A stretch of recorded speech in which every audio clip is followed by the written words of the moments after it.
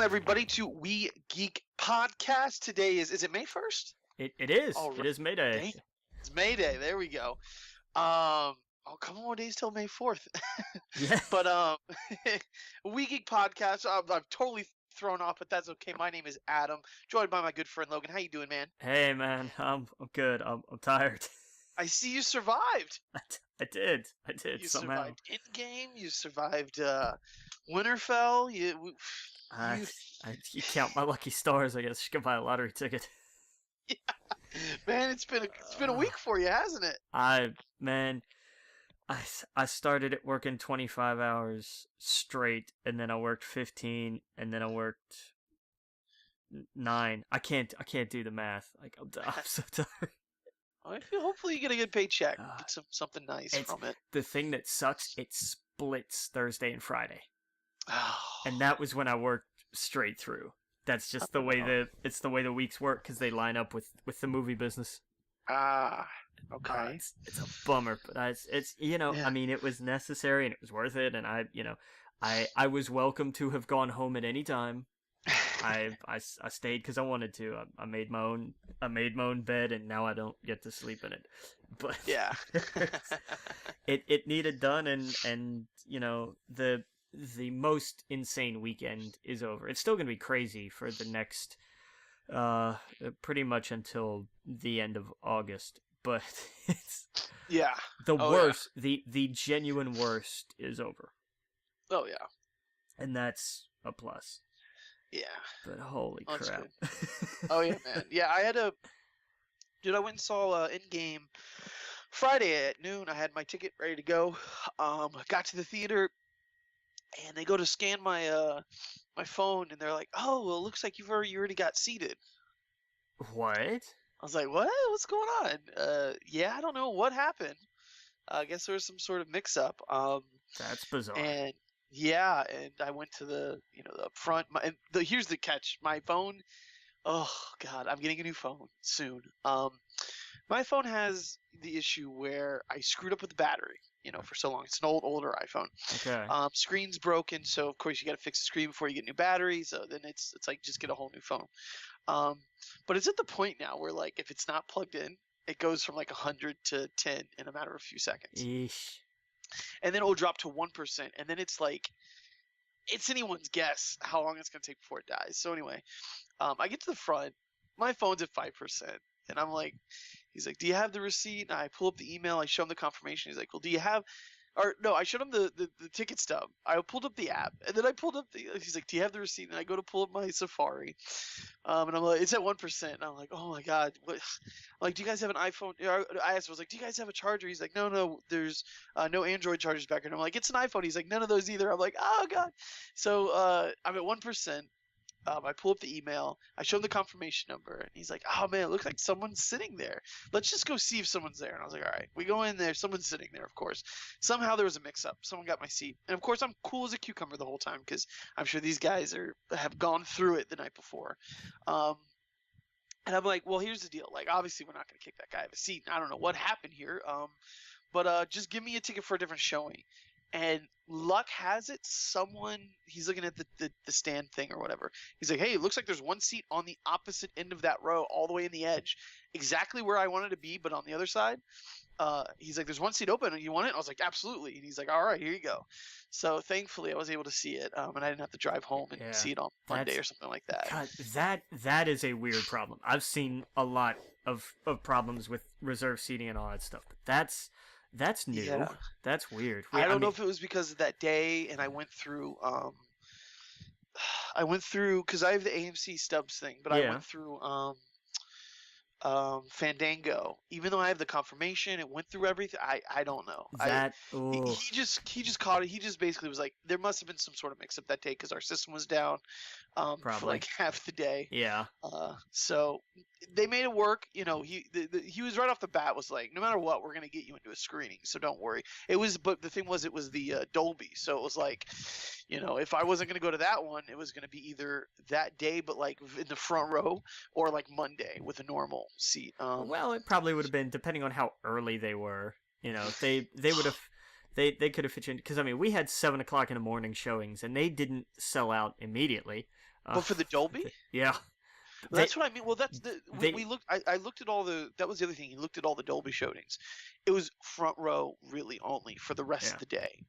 Yeah. That I believe. Yeah. So Ours were like that too. They were the only one that wasn't like that was like the first thing in the morning. It was like 7 in the morning. And even then it was like the first 3 rows with like scattered one here and there kind of deal.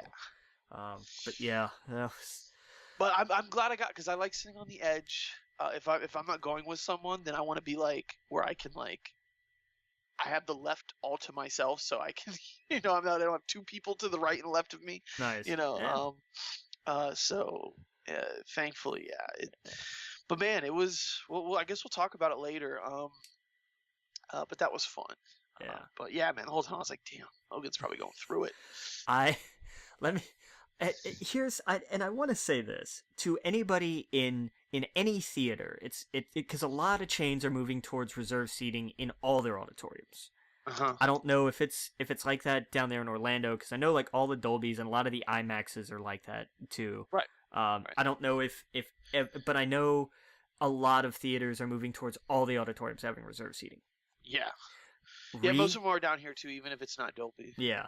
Read the seat on your ticket. I went into a screening of Avengers that was getting ready to start, because some people, and we get it all the time, hey, this is my seat, blah, blah, blah, row, whatever, seat, whatever, and there's somebody in my seat. And it's like, okay, fine, so we gotta go in, say, hey, I need to see your ticket. Oh, okay, that's not for the seat, you're down here. Well, yeah, but there's people in my seat. Okay, so I go down there, I need your ticket. Oh, yeah, you guys are in seat, blah, blah, blah. Yeah, but there's people in my seat. Yeah. This went on, and the movie started. Like the first 30 seconds in, and I turned to my supervisor and I was like, half this auditorium's going to be in the wrong seat. Go pause the movie. Yeah. And wow. I made it very clear, because I had no, my give a damn was totally busted early, and this was like day 2. So I was tired, I was grumpy, and I was not having this nonsense.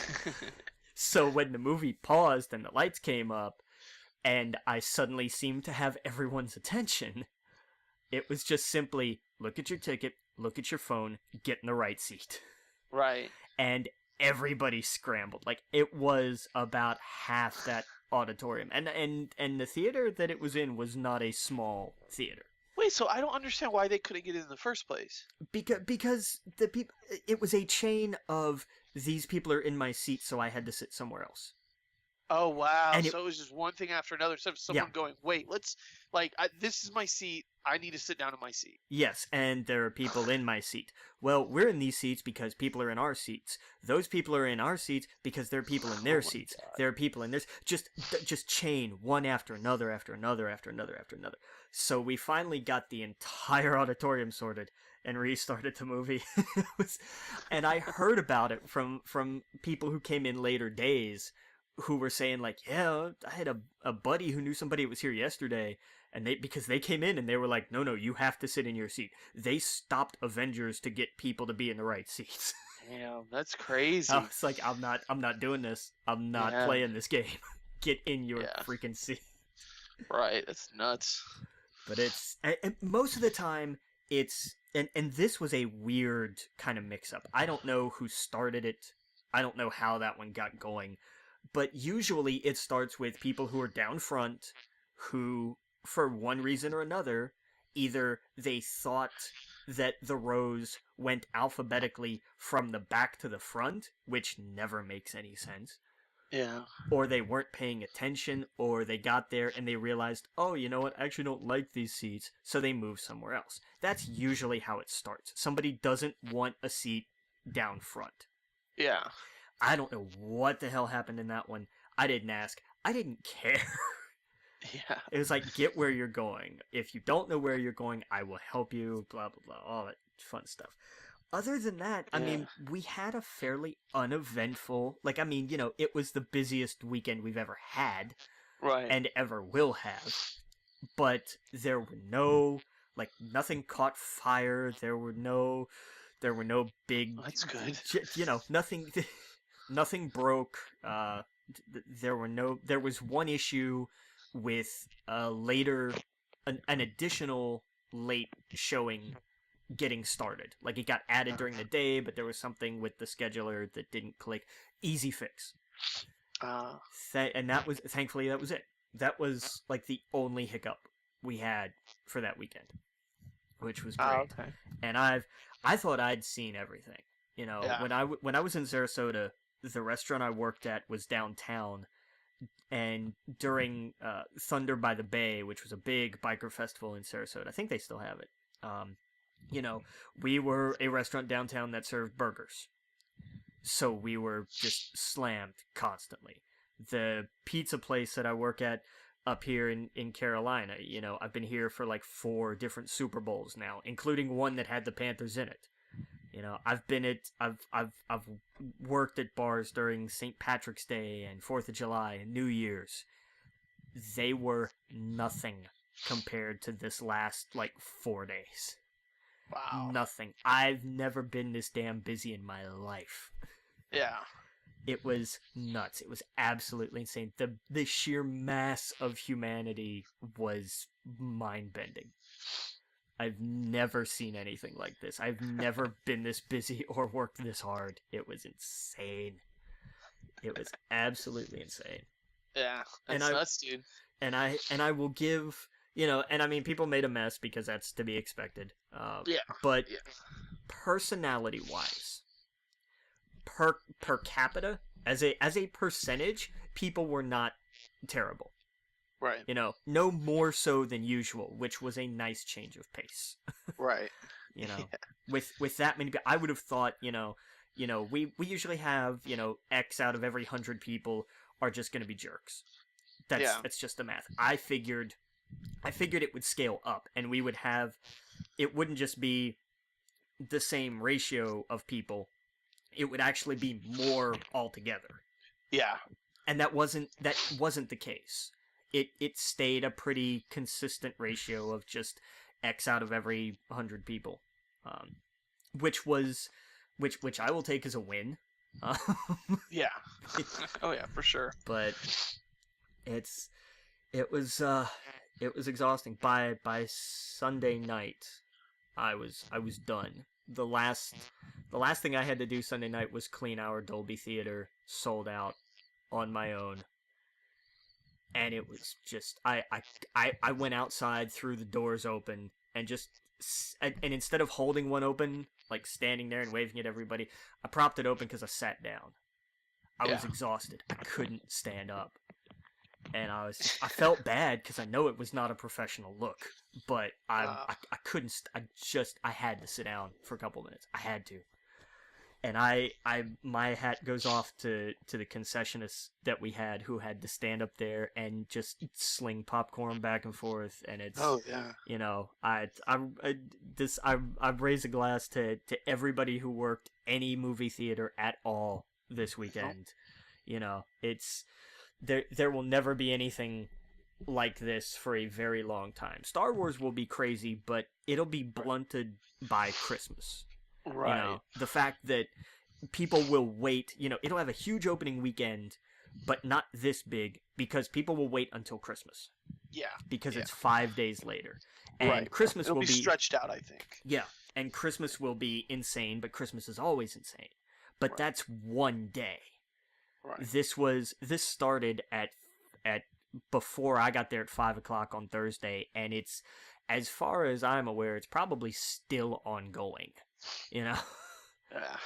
But I mean, it went through the whole weekend. It was 3.5 days of just wall-to-wall chaos, and all we could do was, pull the belts tight and hold on, really. Yeah.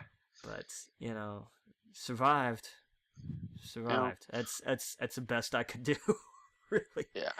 And I'm gonna be curious in the coming weeks to see who doesn't, really. Yeah. Because it'll never get busier. If you made it through this week with your sanity intact, pat yourself on the back. Yeah. If anybody from Marvel or Disney is listening, you ought to send every theater a bunch of commemorative something for us. Yeah, man, it's crazy. It's an awesome perspective to have. I'll tell you what, it really, and you look around and you think, well, how come this and how come that, and then you realize, oh, there's like 10 people here. Okay, like, Yeah. It's craziness. It really is. Yeah. Yeah, man. How early did you see it? Uh, Not as early as I would have liked, Yeah. but you know, I was happy I got to see it. Oh, and the fun thing, the really super fun thing about being there on premiere night was to be in there with the crowds. To just poke my head in, especially during like that last 40 minutes, Yeah. and just watch the crowds. Yeah. Worth it. Absolutely worth it. The 10 o'clock show was the best crowd. 6 o'clock was good, but the 10 o'clock show was the best crowd. They were phenomenal. Yeah. That was fun. That was the real fun of it. Yeah. Oh yeah. Yeah, man. But yeah, that was the weekend that was. Yeah. It's good stuff. Yeah. It and I mean, of course it made all the money. Yep. I saw, the early projections were like 250, 280. They were thinking like 300 was a stretch but attainable. And it came out and just said, "Nah, watch this." Yeah. 300, what did it wind up being? 357 million and change, I think. Didn't it make like a bit over, like how much worldwide? 1.2 and a bit. Jesus. That's insane. It's madness. It's genuine madness. It will finally something will unseat Avatar. You think it will? I think it will. I think it pushes 3. It got halfway there in 4 days. Yeah, that's true. It's got next weekend to itself. I mean, what comes out this week is I was gonna say Box Trolls, Ugly Dolls, Long Shot, and The Intruder. Like there's that is not going to pull a shred of business away from EndGame. Yeah. No, not gonna happen at all. Box Trolls. What are they thinking? It's just this was the weekend where movies went to die. The one where if you came out the week after EndGame, this was we have no faith in this movie. Here it is. Yeah, I had people out of the woodwork like, "Hey, do I need to see Captain Marvel? And do I need to see this? Blah blah blah blah." I'm like, no. You've seen enough. Just go see it. Yeah, Captain Marvel is a really good standalone, and right. The thing is though, the only thing that you would quote unquote need to see Captain Marvel for is for the end credit scene, the way it ties in. Sure. Which, mild spoiler alert, is not in the movie, but I think that was a calculated edit. Wait, end credit scene? Yeah, from Captain Marvel with the pager. Oh, from Captain Marvel. Yeah, gotcha. yeah. Right.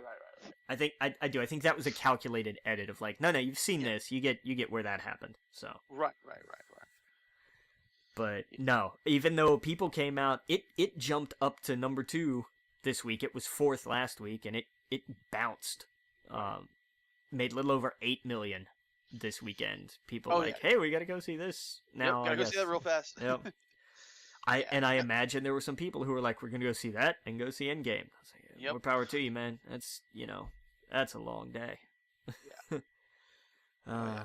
La Llorona made about 8. Breakthrough kept going strong because that was the only thing that actually made me mad was like all of our showings of EndGame were sold out. The 2D, the 3D, even all of them. Oh wow! And then on top of that, we'd have like 100 people in Breakthrough because, of course, we did. That's funny. That made me mad. So I was like, I can't just focus on one thing. I got to do this now too. And Shazam rounds out the top 5. I think just kind of by default. Yeah. About 5.5 million. But, I think that was it. Well, this is sold out. What are we going to take the kids to? Yeah, what's left? Right. Well, there's that La Llorona movie. No, it's too scary. Although the number of booster seats that I found in those auditoriums, I don't know. That's funny. I'm just like, okay, whatever. Do you think? Yeah. And then this week, Long Shot looks kind of neat. Like that might be interesting. I have no interest in The Intruder or Ugly Dolls at all. None. Yeah. and probably neither is anybody else. Yeah. The box office next week is just gonna be, Avengers makes another, 180 million, and Right. it'll be 170-ish, because it'll be a sharp drop. It'll be a 50-55% drop at least. Right. But It's expected. yeah, it is. Like the headlines, I hate seeing the headlines of like, big 55-60% drops. Like, yeah, it went from Right. 350 to 150. Right. Yeah. It'll be fine. Right. Oh yeah. It's the week after that's going to be interesting, because that's Detective Pikachu, which, funny enough, is going in the premium format theaters. Really? Yeah. So, I'm excited for that. So EndGame's only going to be there for 2 weeks, which is odd to me. That is weird. You would think that, they'd have a little bit more pull, but hey. That's the thing. It all depends on the deals that are worked out way, way up the food chain. Right. But that's cool. I'm excited. That's probably the next movie I'm going to go to see. To go with my friend and her kids. Should be good. Yeah, I am cautiously optimistic about it. Oh, I'm totally optimistic for Pikachu. I'm more optimistic about that. There were a few trailers that dropped, and well, let me say this, that I saw over the last couple days. One was 21 Bridges. Did you see that one?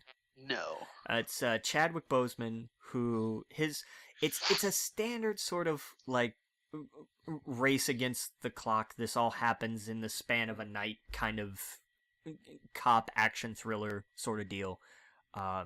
The premise is, as a kid, his dad was a cop and was killed in the line, so he grew up to be a cop who specializes in chasing down cop killers. And there's a robbery, and some cops are killed, and he goes after the burglars, and what do you know, this is part of something bigger. Who would have guessed? Right. But it's produced by the Russos, so I'm in. Like, I'm there. Yeah. All right. You slap Anthony and Joe Russo on it, and I'm first in line, no question. There was the new Child's Play trailer. Did not see that. What does that look like? Okay, so the thing is, Chucky still is the doll. Right. Buddy is a sort of like Nest home operating system. Yeah, it's like a 2019 version of, like, it's not just like a doll. It's like it's like it's a smart device. Right. That it hooks up to your house, and it's part of, it's just one product in a line of here, the thermostats and this and that, blah blah blah. So what happens when all of that is part of this evil possessed toy? And that I think is an interesting spin. I like that. Yeah. It's not just evil doll, it's evil doll that also has, it can affect the surroundings. Exactly. And they showcase some of that in the trailer. It looks really neat. That's cool. That's a cool way to play with it. There was, I think, Gemini Man with Will Smith. I did see the trailer for that. Yeah, that looks good. I think it looks good. I think it's gonna bomb. I think it is too. Unfortunately, I really do. It should have came out 10 years ago, but yeah. But I think it's one of those, like, I don't know. I'm excited for Aladdin though. Yeah. Will Smith's in a weird place. Yeah, yes. He's in an odd place where I think I want to go see that movie, but it seems like I don't know. No one's talking about it. I asked people about Gemini Man. They're like, "What are you talking about?" They're like, Will what? Smith movie? They're like, huh? Yeah. Yeah. I think 10 years ago that would have been huge. I agree. Yeah. I agree. And there was there was one other that I saw before I wanted to get to the big one. Did you see the new Fast and Furious trailer? No, I did not. It's ridiculous. It's absolutely insane, and I am all for it. Oh yeah, no, I've been on board. I still need to see the last one. It's worth checking out. It doesn't really have a whole lot of bearing on this one. But because this trailer is just nuts. When we get done recording, go watch this, and it's just like, if you thought it was ridiculous before, you ain't seen nothing yet. It is. It's just nuts. And then Isn't the guy who plays Tormund Giantsbane in the Fast and Furious movie? God, I don't know. Is he? Yeah, isn't he? He's in the last one, the Fast and Furious 8. Oh, I don't know. I don't remember. Oh, I need to see it. See, I still haven't seen that one. He is in it. I see him in it here, but All right. I'll take your word for it. I don't remember really. he's not like, I didn't know if he was a good guy or bad guy, but Probably I a guess bad if guy. you don't remember him, he didn't play a big part. Of course, I don't remember a whole lot of that movie anyway. So, Yeah. but yeah, I don't know. Hobbs and Shaw is gonna be weird. It's gonna be Yeah. just super ridiculous. I'm here for it. Yeah. Yeah, let's do it. Oh, there was the new Men in Black trailer that looks cool. Yeah. And then we got the trailer for the new Jim Carrey movie. Yeah. Oh boy, I don't know. What do you think? I I think it looks good. This is gonna be a train wreck. Yeah, I think I've never. I had Sonic growing up. We had a Sega Genesis, so of course you have a Sega Genesis. You have Sonic the Hedgehog. Yeah. It's Sonic Knuckles, but my love for Sonic kind of stopped after the Sega Genesis. I didn't play anything after that, except for like there was one on the Game Boy Advance that was pretty cool, because it kind of went back to its roots. Yeah. There was a BioWare game that was odd on the Game Boy Advance. It was like an adventure game with Sonic. And then of course the newer ones, which are like, basically love letters to the old Sonic games. So that's kind of like my Sonic. Yeah. But like, I saw the cartoon as well, like with the chili cheese dogs and stuff like that. Yeah, with Jaleel White voiced that Sonic. Who? Urkel. Oh, really? Yeah, Urkel voiced that Sonic. That makes sense. Yeah, no, I'm hearing it now. Yeah, actually makes sense. But yeah, no, but man, there is a fan base for Sonic. there is, and they're going to be really disappointed. There is a Tumblr fan base for Sonic. I don't know, man. I think like no, when I watched it, I'm going to cringe throughout this entire movie. I'm going to watch it, and I really hope to enjoy it. I really do. I want to enjoy this. But I get a feeling they're in on the joke with the trailer. I think they're trying. Here's the thing. I think they want to do what Detective Pikachu is doing, but they have grossly overshot the mark. Oh yeah, no, that's that. Okay, so I completely agree. I think that Detective Pikachu looks way more of a well put together movie, in every aspect. Right. That also winks and nods to the understanding of this is not what you wanted, but trust us, we know what we're doing here. Right. Sonic looks more like the Kmart version of that. Yes, that's exactly it. And it's not looking pretty. And it's one of those like I gotta go see, I mean, they even say gotta go fast in the trailer. Yeah. And you hear the ring noises and like that stuff gets me. I laugh at it. As it's set to Gangsta's Paradise. As it's of course. Of course. I couldn't stop laughing at that through the whole trailer. I was like, this is just so stupid. Yeah. This is just wrong. It is. I love the design of Jim Carrey's Robotnik. He is the best part of that trailer. I love it, but he's too silly. I love the classic Jim Carrey. I'm so glad we are getting classic Jim Carrey in this. I would have liked just turn it down a notch. No, just one. No. Yeah. Not me. See, Jim Carrey's been turned down too many notches for too many years now.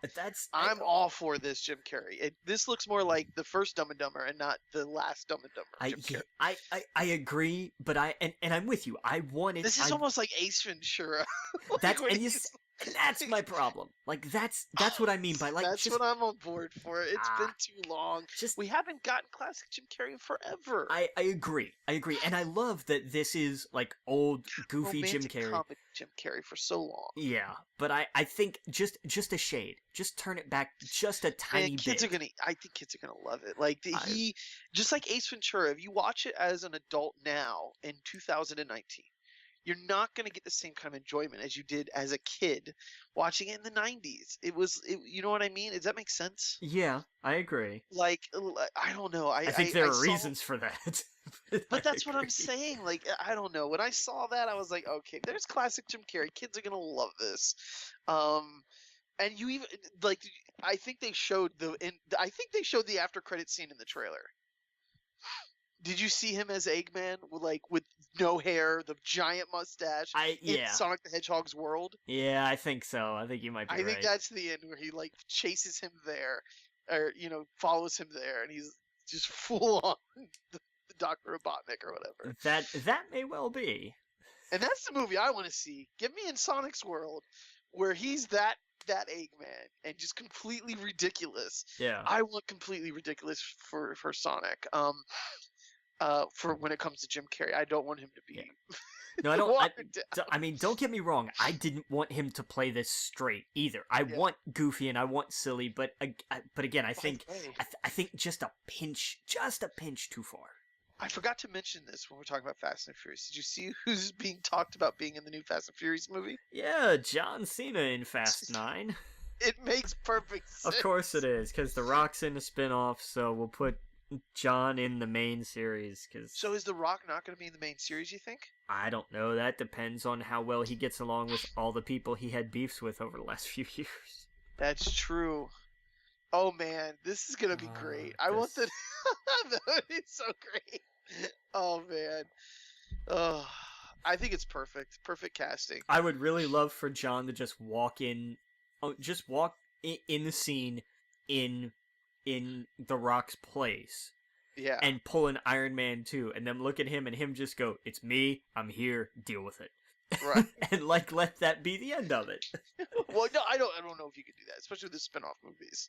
I think because then it really doesn't make any sense. Dude, watch this on as the character in spin-off movies. Watch the new trailer. It doesn't make any sense. Like, it barely ever made any sense at all to begin with. Like, the very thinnest strand of anything didn't make any sense. They shredded that in the newest trailer. It is beyond ridiculous. Yeah. Like, I know they're going more, like, of superhero stuff, but there's still continuity, though, with the characters. Yeah, watch this. I encourage you watch this second trailer. Do they not have continuity in it? Yes, but it's... Like, I get it's silly, but they're still the same characters, right? They are, but I mean, just in terms of, like, generic... I don't mean have John play The Rock's character in the next Fast and Furious movie. Oh, that's what I thought you meant. No. Have him take the place of, like... I thought you meant like Iron Man with Brody. Like, they literally just replace the actors. Like, just they replace the role, but it's the same idea of the same person. I thought you meant they replace the actor, and I'm like, well, that doesn't... How would they... No. Because The Rock's still technically in the franchise. Right. No, but just... Okay. Just the thing of, like, hey, we need a military badass former WWE guy. And instead of The Rock, they get John Cena, and it's just in principle, it's the same as replacing him because I could see that. Yeah, like that's man, I don't know. I don't know.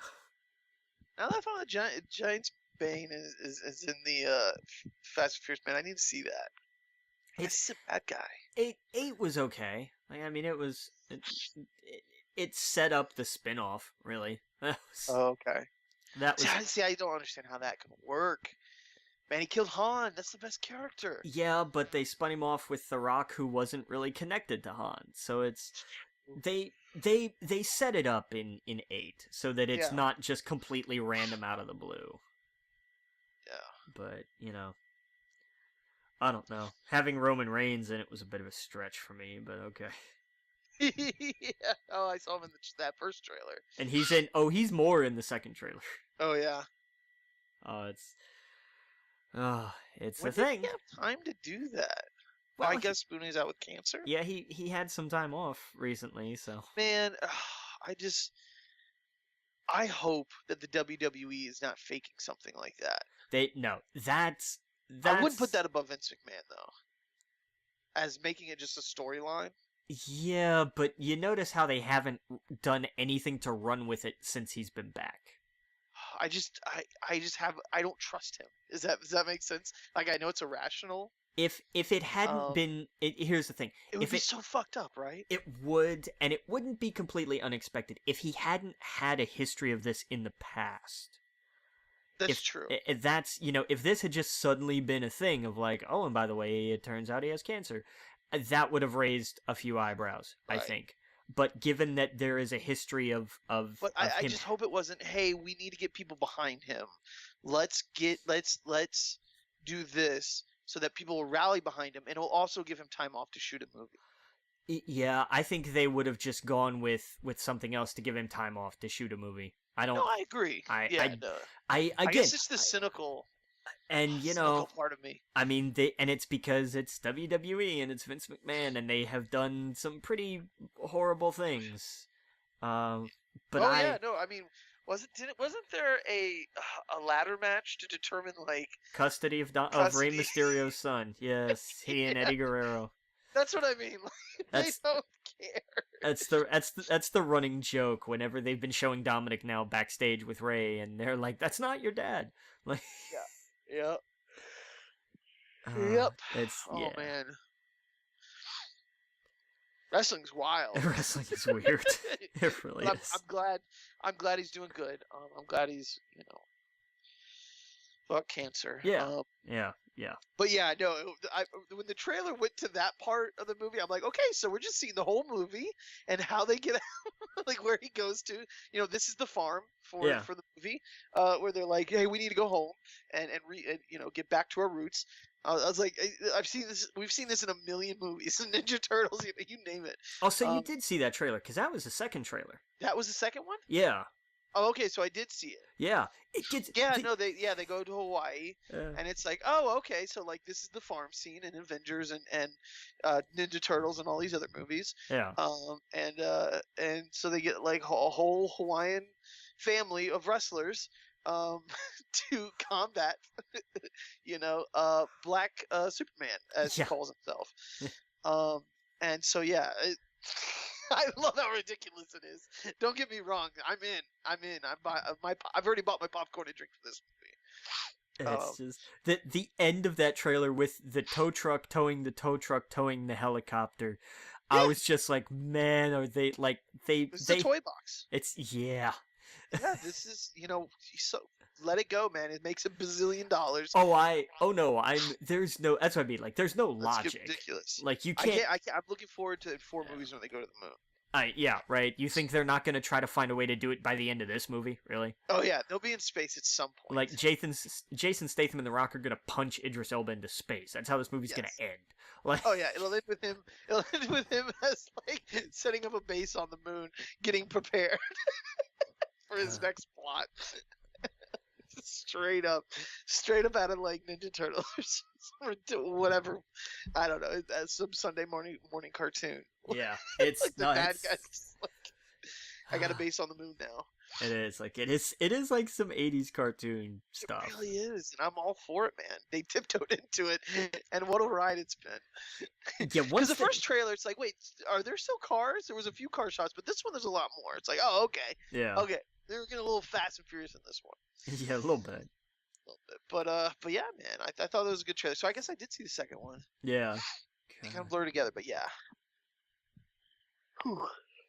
It's nuts.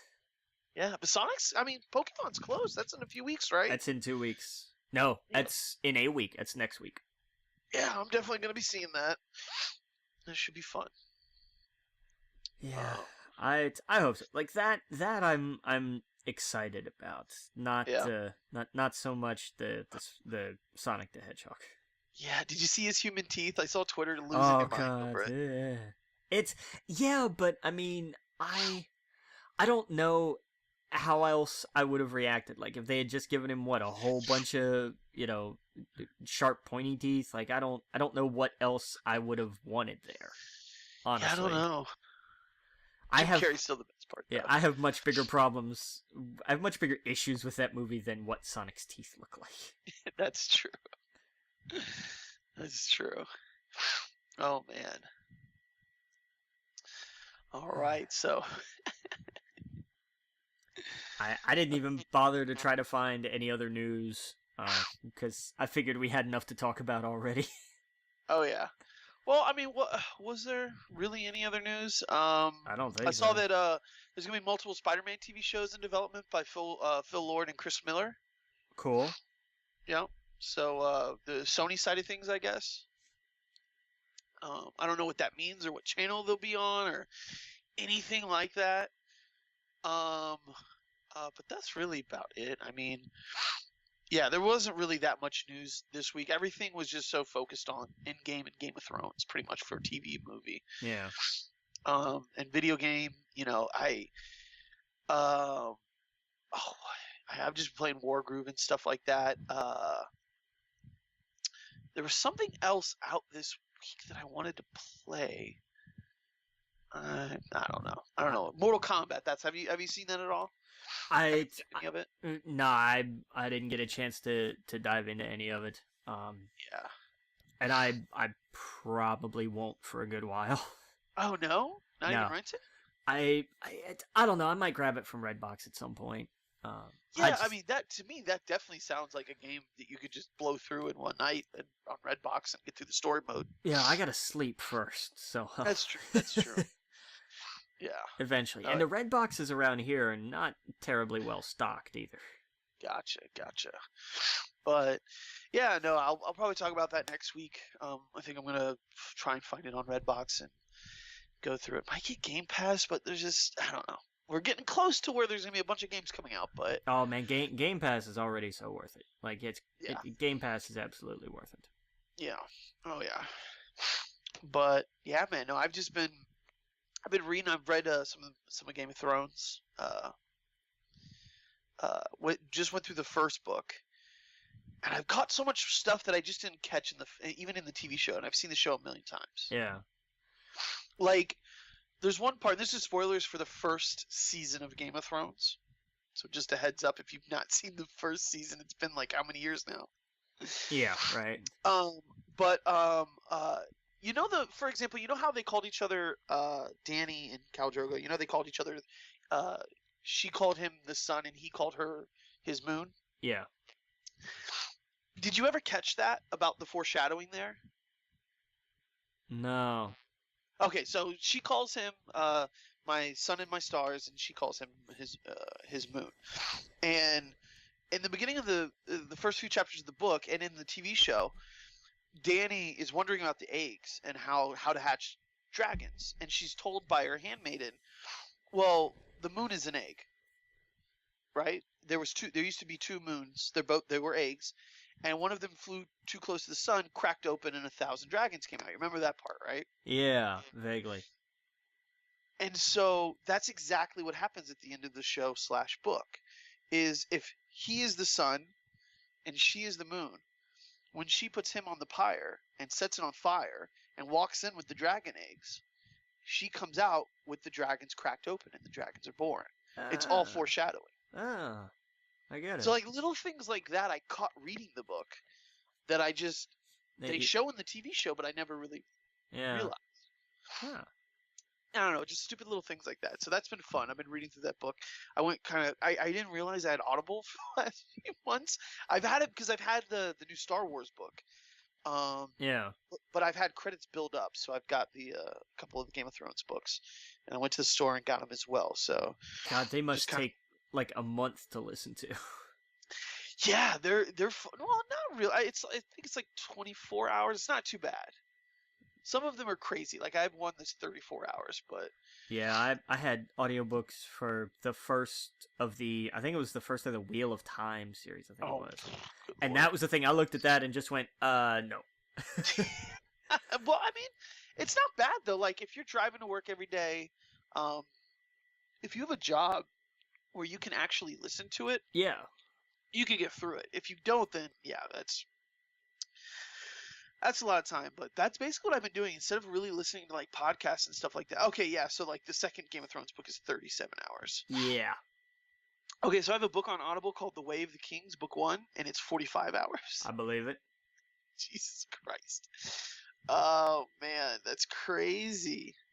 Edit, people, edit. Not every book needs to be 750 pages. Some of them do, but not all of them. Right. So, like, for example, The Master and Apprentice Star Wars is only 11 hours. Sure, because it's a young adult novel. It's probably like 300 and some pages. Yeah. Maybe 400. Right. And that's a good Jesus. But yeah, so I don't know. Been going through that, and of course watching the show obsessively. What do you want to talk about first? You want to talk about Endgame? Let's do Game of Thrones because I think Endgame will take longer. Really? Well, I think Game of Thrones might take longer, but okay. Let's do Game of Thrones first. What did you think of this episode? yeah. Well, let's throw the big giant spoilers for everything Oh yeah. warning up from here on out. From here on out, Spoilers. we're fully spoiling Game of Thrones. We're fully spoiling Avengers. Please go see it. Come back. It'll be fine. Pause it. Come back. You really should go see it anyway. I don't know how you're even on the internet at this point. Brave people, brave people. If you're fans, if you right. don't care, fine. But if you're fans of either of them and you haven't seen either of them, and you're on the internet, brave people. Yeah, man. And that's what I was afraid of when I went in game. I was like, okay, I stayed off the internet for the last like 2 days. It was Friday. It was noon. I was like, okay, I'm gonna go see it. And then when my ticket was screwed up, I'm like, oh man, I'm not gonna be able to go on the internet until like Monday evening. But thankfully it went through. But yeah, man. So and that was the one I was worried about because Game of Thrones usually isn't spoiled, especially because it's past the books now. Unless like someone caught a scene and like took pictures behind the scenes, but yeah. No, I guess, but I usually Game of Thrones to me winds up spoiled way more oops, than I movie messed stuff. up my headset there. Yeah. What did you say? No, it's just saying like usually I find like Game of Thrones spoils pretty fast. Oh, really? See, I thought that like jumping on Instagram, I'd see in-game spoilers immediately or stuff like that. Game of Thrones usually you got to get into comments or something if it before it airs, if that makes sense. Eh. Or I don't know. I think in-game and Avengers is just more. It's bigger, I guess. Yeah, I could wider. Yeah, I see that. But yeah, no. Anyway, I'm just glad that I wasn't spoiled. I didn't know going in. We knew behind the scenes like contracts were up, but that's it. Yeah, but how these issues were handled was interesting. Right, and it was still like in the back of my head. I'm like, what if like at the last minute one of these actors like, nah, we'll just do a contract for like I'll show up in a movie or two. We didn't know, right? Yeah. We didn't know anything. We just knew that the contracts were up. But yeah, man. So I thought it was one of the best Marvel movies. Oh, no question. Yeah, No question. I thought especially for a 3-hour movie, there's so many ways that could have dragged on. And it doesn't. The pacing is extraordinary. Like Yeah. they like that thing, beginning, middle, and end is superbly cut. I know some people complain about different things that went on a little too long. I disagree. I can't think of anything that went on too long in that movie. I think there was a little bit on the Thor reveal, like that. You know what? What I thought would have been perfect if they did that is after he talked to his mom, because that was kind of the resolution of that story anyway. He needed his confidence back. Exactly.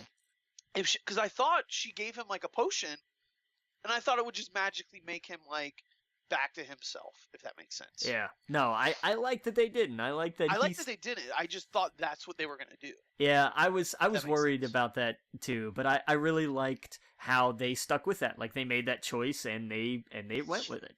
They had to go with it, yeah. I thought it was cool. I can't wait to see the cosplayers now. Yeah, right. Oh, it's gonna be great. It's gonna be great. And I liked all the, they didn't show any of that in the trailer, and I love that. No, I do love that even in the second trailer, like by the time the last scene in that movie that I think was in any of the trailers was them walking to the time tunnel. Yeah, exactly. That was it, and that was 20 minutes in. Yeah, something like that. Like that's they gave away very, very little in the trailers, and I applaud them for that. Oh yeah. But what did you? Well, no, I mean, I liked how it opened up. Yes. And they were like, we. Well, actually, there's a few scenes before that, but I liked how they were like, let's go to him now. Yeah, they're like, he's here. We don't, what are they gonna do? Take the time to raise an army? No, there's nothing left. There's nobody left. So we're gonna do this. We got to get the stones. we've got a new player who's very confident, and, Yes. and so fine, let's do this. We're gonna go and we're gonna do this now, and Yes. that I mean technically it works out, but not the way they wanted it to work out, Right. Right. Right. and that was like the best. It showed it made sense for Thor why he wound up being the dude by by that point. It's just Right. Right. it was very much like he did what he needed to, but it was too late. Yeah. Like the damage was done, and if he had done the first time what he had done the second time, everything would have been fine. Yeah. But I love that. What did you do? I went for the head. Like just, Yeah. It was perfect. oh god. And then cut to and it said 5, and I was just like, it's years. They're crazy. They're really gonna do this. And sure enough, it's like 5 years later. I was like, holy shit.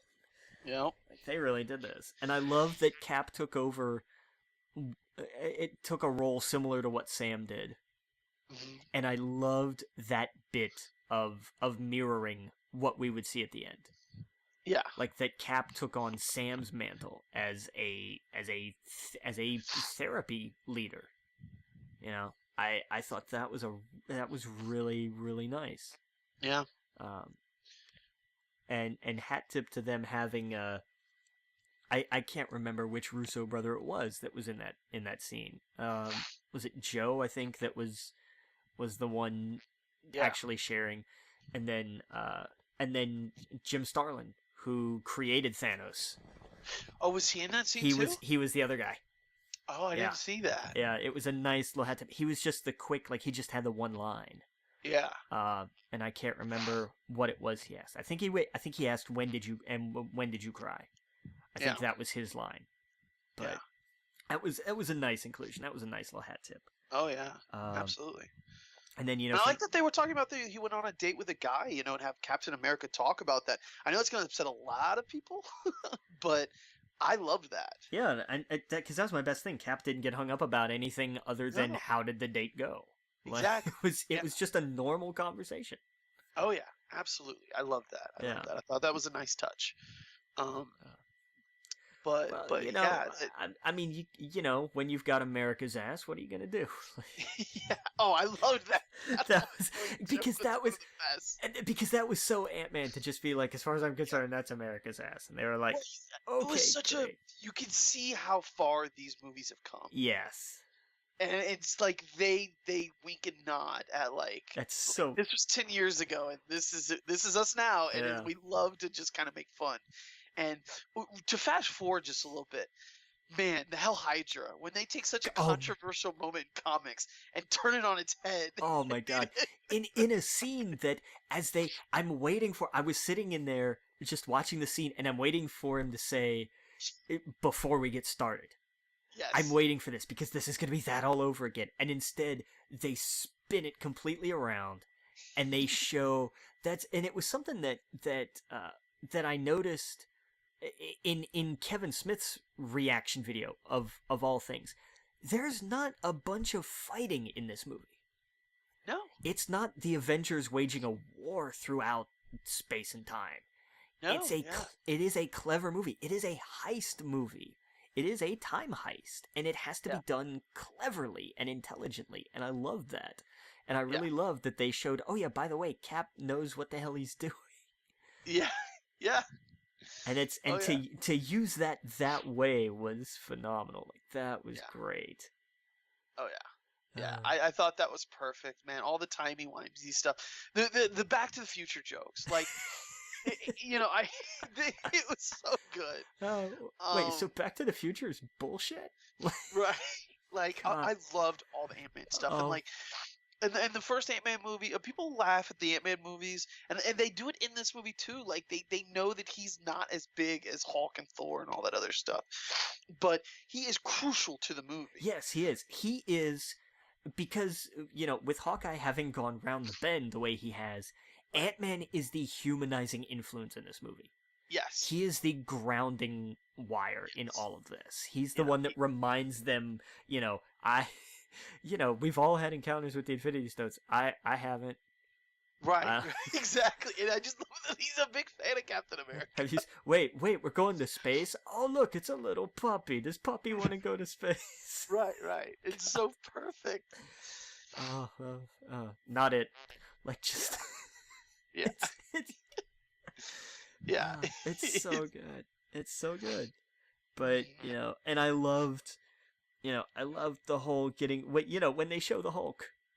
Yeah. I was like, I'm with him. Again, more Ant-Man. I'm so confused right now. These are confusing times. Yes. And the whole, that was a sequence that I think went a shade too long, too. Oh, really? With Ant-Man's side of things. I think that dragged an extra couple of scenes too long. See, there's some parts that I went to the bathroom at that when I came back, I was like, oh man, that was probably really good. And there was a part where I guess Ant-Man turned into a baby.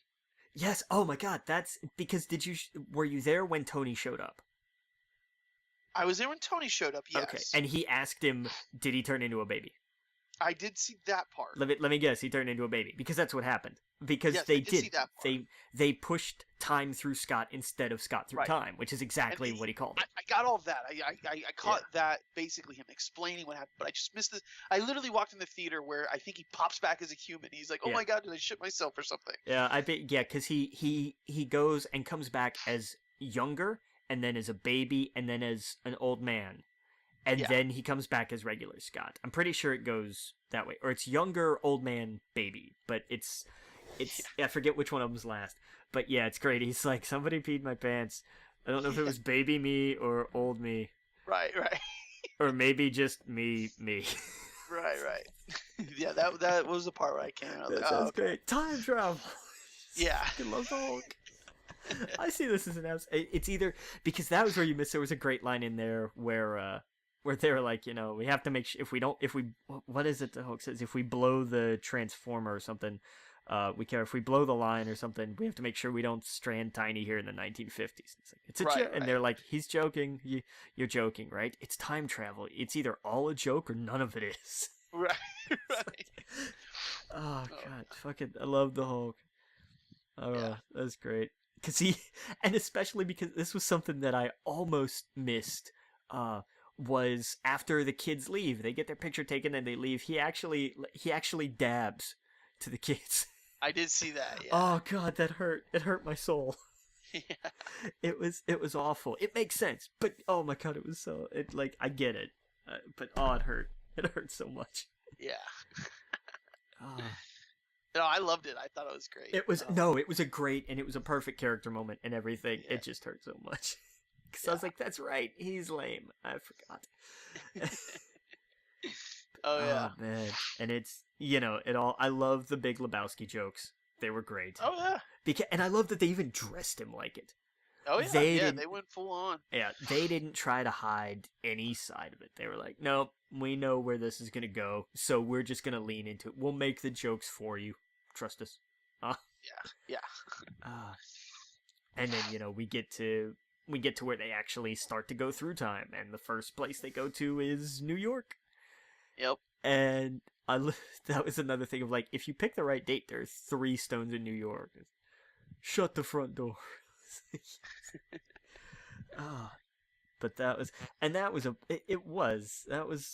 well done. That whole sequence was great, and they played it the right way. And when the way they failed sets up Loki's standalone Disney Plus series, right? Because that's absolutely where that takes place. Oh yeah. There's no question. Yeah. See, I have a lot. I do have some questions about a lot of this time stuff. I do too, but I don't worry about it. Yeah, no, I'm not letting it get. I never let it get in the way of my enjoyment of the movie, if that makes sense. But it makes me do wonder. Like, does this mean he's alive now? No, because I think that does he still die? Yes, because here's the thing: the space stone only moves through space; it doesn't move through time. We don't exactly know. Well, we don't know we don't know the whole Cap journey, though. Right. We don't know what because Well, there's a lot of things that happened that didn't just have to do with the stones being swapped in and out. Like obviously with the Loki thing, that completely changed where he went. right. So But is he going to be in the same spot he was? Is he crucial to being on that ship with Thor?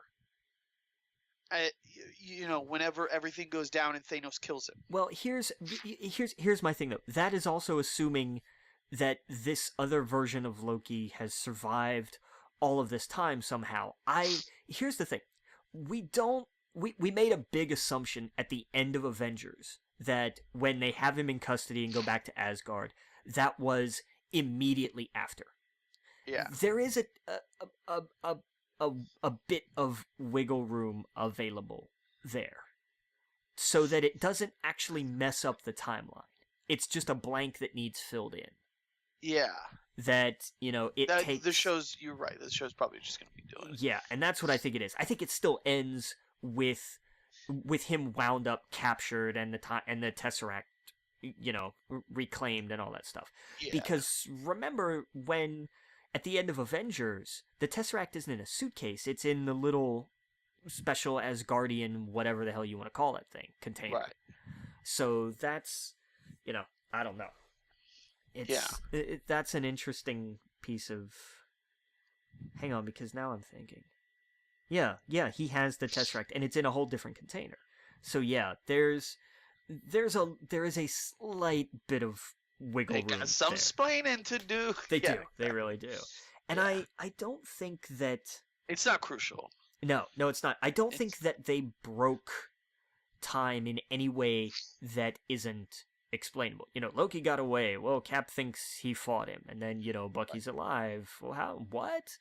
But he you wonder if there was always that thought there. Right. I think the whole journey of Cap leaving and being there at the end, we only saw a glimpse of that he was happy. But he could have went on a crazy journey and got Loki back and put him in the right where he was supposed to be, for all we know. Sure. He absolutely could have gone and fixed that in the process.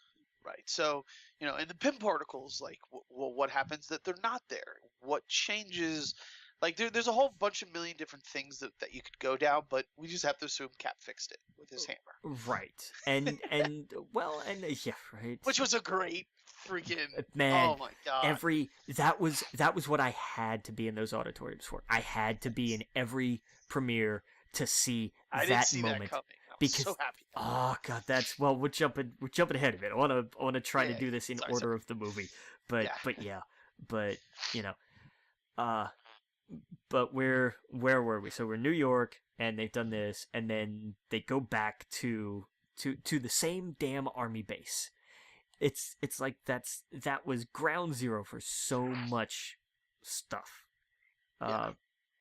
And I thought it was great. It was the what was it? The Strategic Science Reserve before it was SHIELD.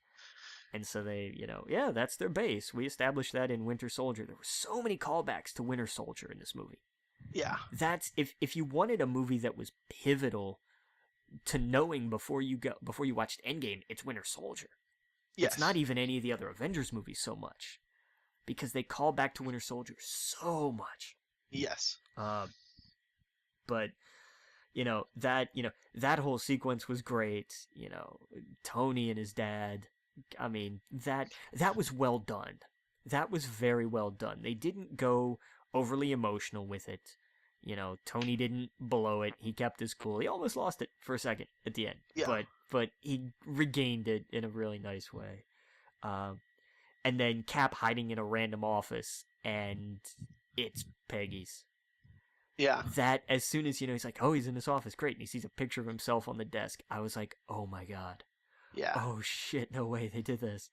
Yep. And then, watching her through it, and I'm like, remember what you told people, Cap? Remember when you were telling people to move on and let it go? Maybe follow your own advice. He doesn't, but that's... Yeah. It's... That made for a great scene, and, that whole... That scene was to close Tony's loop in terms of all of his father issues. Right. That was that bit of closure for that scene. That was the point of that scene, and Oh yeah, that no. was tremendous. Yeah. Yeah, they got the stones, yeah, they got the pin particles. Cool, very cool. Um, and then you go to Morag with where you had with War Machine and Gamora, and I really loved that you've got the theater singing along with the Yes. song. It's Oh great. yeah. And then they drop out. And it's just, oh yeah, you're watching this guy. The reality of it is, this is just a guy dancing around singing with his headphones on. Yeah. And to have seen the theater keep singing, Yep. even when they drop out, Yeah.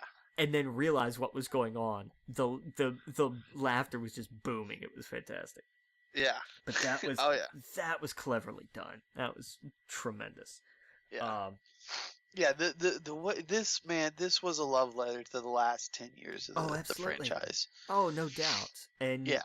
and there's the thing of, well, we didn't see him get knocked out in Guardians. Well, yeah, you wouldn't have, Yeah. but Oh yeah, he's gonna wake up and go back to that temple, and the Power Stone's still gonna be there, and exactly. it's so all will continue to be right with the world. Yeah.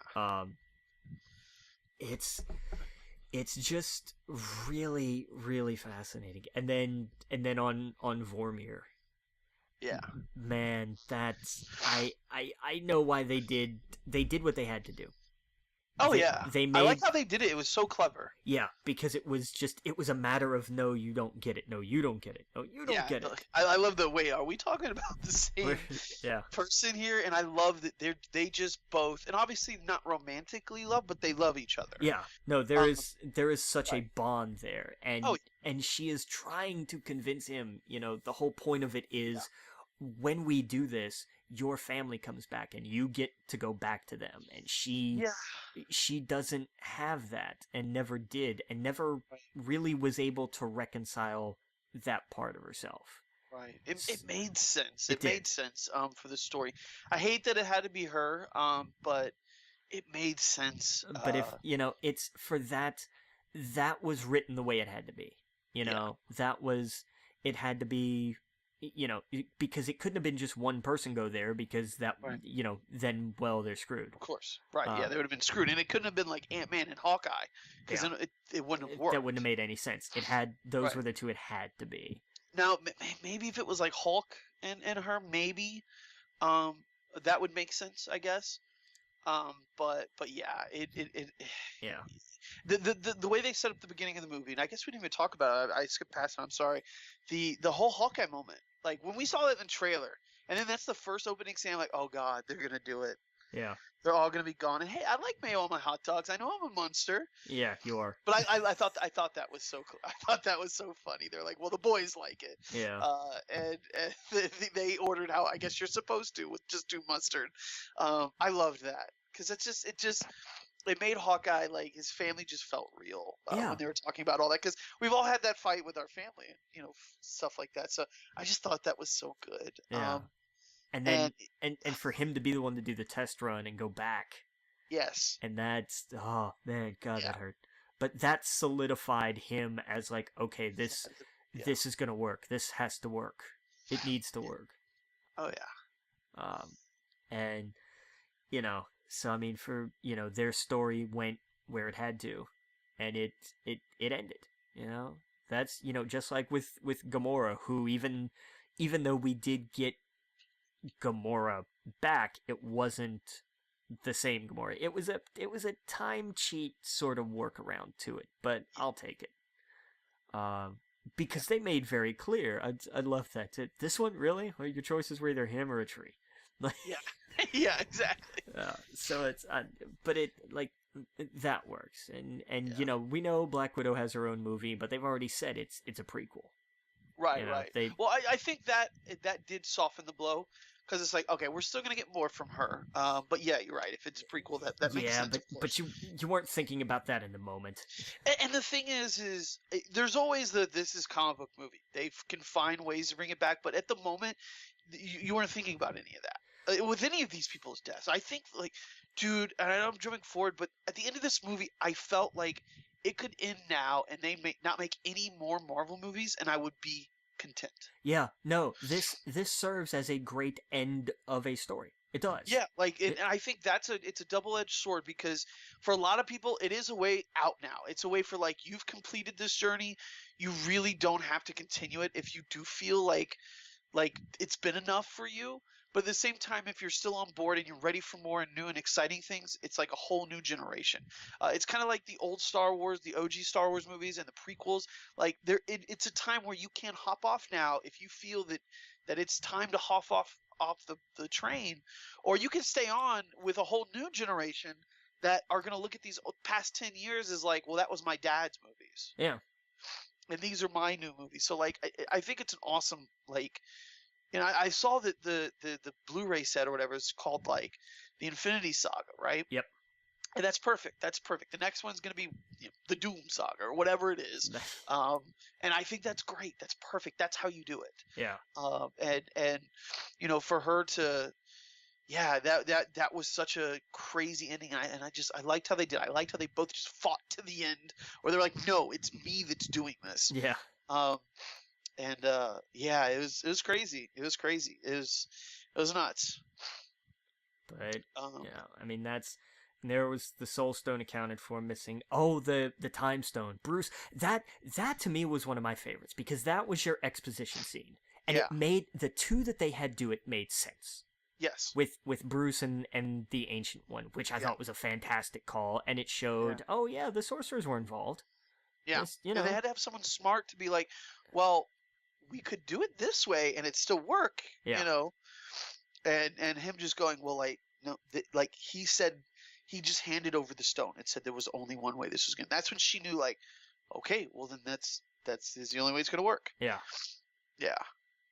But I loved that bit, because that's, you had to get the exposition of alternate realities and stuff. You had to address that. So how do you do it? Well, you do it this way. And those were exactly the right two characters to do it. No question.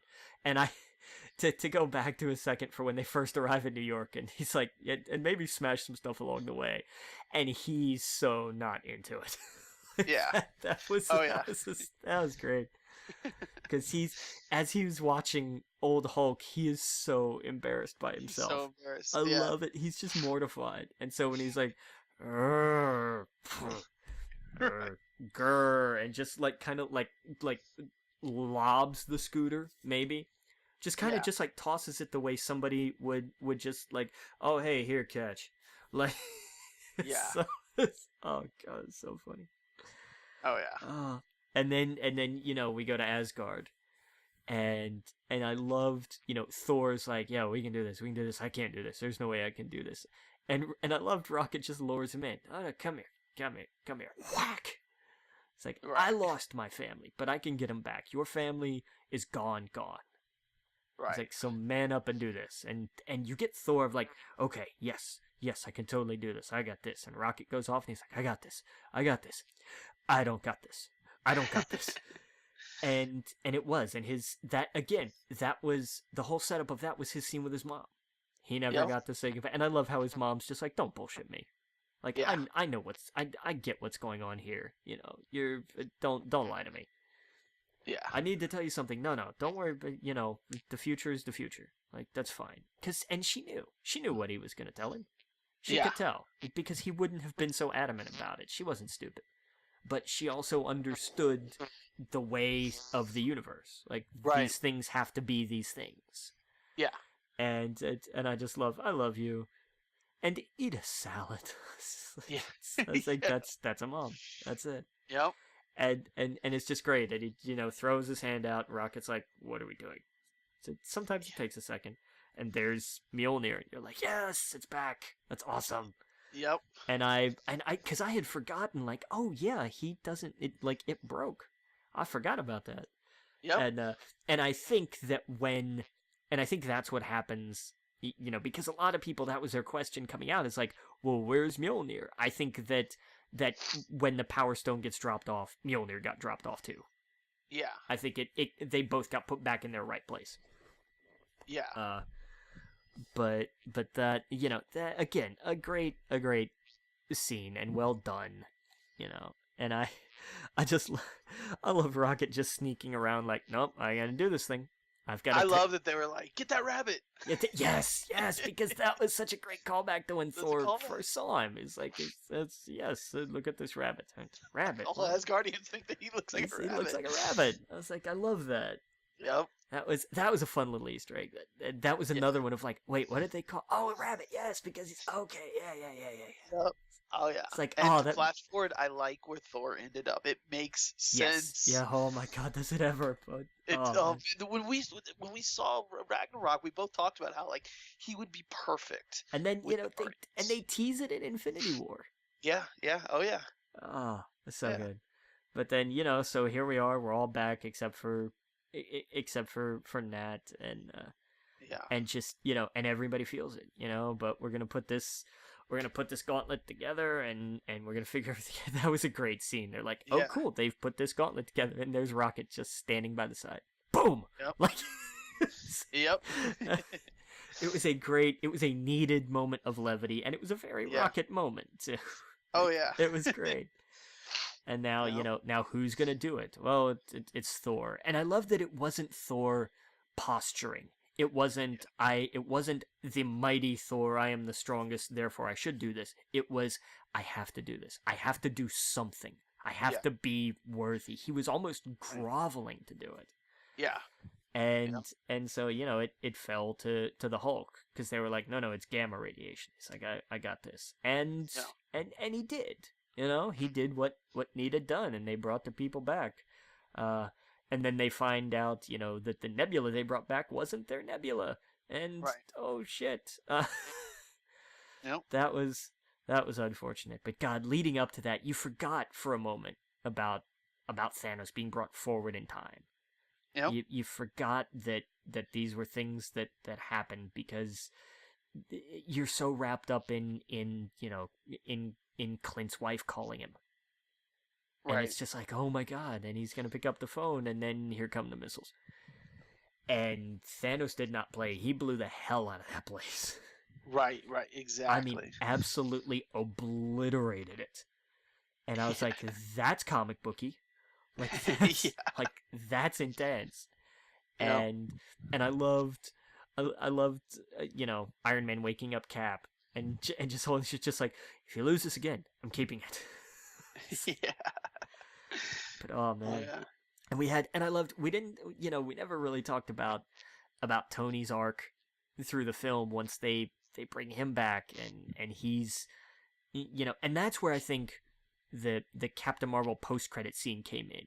The pager stops, and so she shows up and is like, where's Fury? And I think she gets briefed and is told, and by the way, Tony is out there by this planet. She's like, oh yeah, I know where that is, and goes to get him. I think that's a scene that was shot and cut. Yeah. And I think that'll be either additional, that'll be a deleted scene in the Blu-ray release. I think that'll be like, oh, and that fills in that gap. Right. But, and I mean, because he retires, and he and Pepper have a daughter, and he can't stop building suits no matter how hard he tries. Yep. He is still building suits. And it's a great line. She never wears anything, I get her anyway. Yeah. That's a great line. And seeing him as a dad was awesome. And I loved, he's like, yeah, sure, I'll take he can't not work on things, Right. He's working on time travel because he can't not do it. It's a problem. Once they got that seed in him. Yep. Once there is a problem that has to be solved, and he can't not do it. It was the same thing with Ultron. He can't not do it. He has to. Nope. It's a virus in him. It's a plague. He has to do it. Yeah. And it was just great, and it's successful, and he's just like, oh, shit. And then you hear from behind him, shit. Yep. And it's great because usually the crowds missed it the first time because they're laughing at him.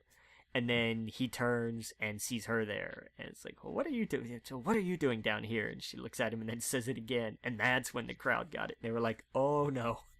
Oh, the parent cussed in front of the kid. Now the kid's repeating it. We know this joke. Yeah. That's a good... Why are you up, Dad? I got important shit going on. Yeah. Was it Juice Pops? That's extortion. But yeah. God. Yeah. Oh, that was great. That was like that whole setup was fantastic, And that Yeah. was something else they talked about in Ultron. He's like, I'm tapping out. Maybe I'll do that. Build Pepper a farm somewhere or something. And Yep. that's exactly what he did. Yep. Oh. And then there's him and Cap, and they show up to Thor. Thor, who's just standing there, staring at Thanos, who's just sitting there. It was great, and I loved when he really charges up. It's Stormbreaker in one hand, Mjolnir in the other hand, and his hair's braided, his beard's braided. He's got the armor, and he's still fat. Like, I loved it. It was great. It was fantastic. And they go to war, and they get beat again. Yep. And I loved the parallel in Thanos pushing Stormbreaker into Thor's chest. Yeah. That was a fun callback to how Thor didn't kill Thanos the first time. Yep. And then you see Mjolnir come up off the ground, and I for a minute was just like, oh yeah, duh, Thor's got 2 weapons. Yes. I totally forgot about that. And then Thanos gets clocked, and then Mjolnir goes the other way. Yeah. And there's that moment of, what the hell is going on here? Right. And there are 3 things in that movie that popped people bigger than anything. They were very disappointed that there was no end credit scene. They cheered themselves hoarse when Peter comes back. Of course they did. And Cap and Mjolnir. Yeah. That, oh my god, the roof blew off. Black Panther 2. Our theater went crazy for Black Panther. Sure, I believe that. He showed up. Absolutely. Yeah. But there was just nothing like that. And one guy goes, "My man!" My man. He starts clapping. I believe it. It's great. Absolutely. It's great. Because they would, the heroes were just smiling ear to ear. And you could, oh man, the theater was just pumped. Yeah. But God, that, and there's Cap with Mjolnir in one hand and the shield in the other, and you're just like, holy shit. Like, this is on now. And he even starts wielding some of the lightning, and it's just like, oh my god. My theater went nuts in that scene. Yeah. I lost it. I'm like, oh my god, they're doing the thing. They're doing it. Yes, I liked how Thor was just like, I knew it. I love that. He's sitting there, that's it. He's just like, I knew it. Yeah. Oh, I loved it. And then gets kicked through the rock. It's just like, oh, sorry, Thor. Get better luck next time. Yeah. And then, Cap gets beat down and his shield just gets obliterated. Oh, yeah.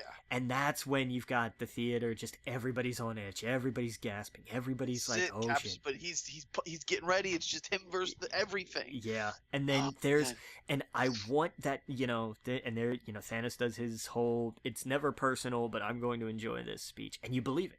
You're looking at this because this is not, I understand now why Thanos didn't have his armor for most of Infinity War. He had the stones. Right. He felt invincible. He felt absolutely untouchable. Why does he need armor? Right. Here, he has his armor because he has no stones yet. He is still the Conqueror. He's still the Mad Titan Thanos. So he's going to... I like how he's... I don't even know who you are. We'll get to that in a second. Yeah. But that's, there's Thanos standing at the head of his army that he's called down, and Cap just gets up. Because that's what he does. And he pulls that shield strap tighter and walks out to face it. And I loved, that scene. I want that as a painting. That, Cap down at the bottom on one end and Thanos up there on the other. That scene is gorgeous.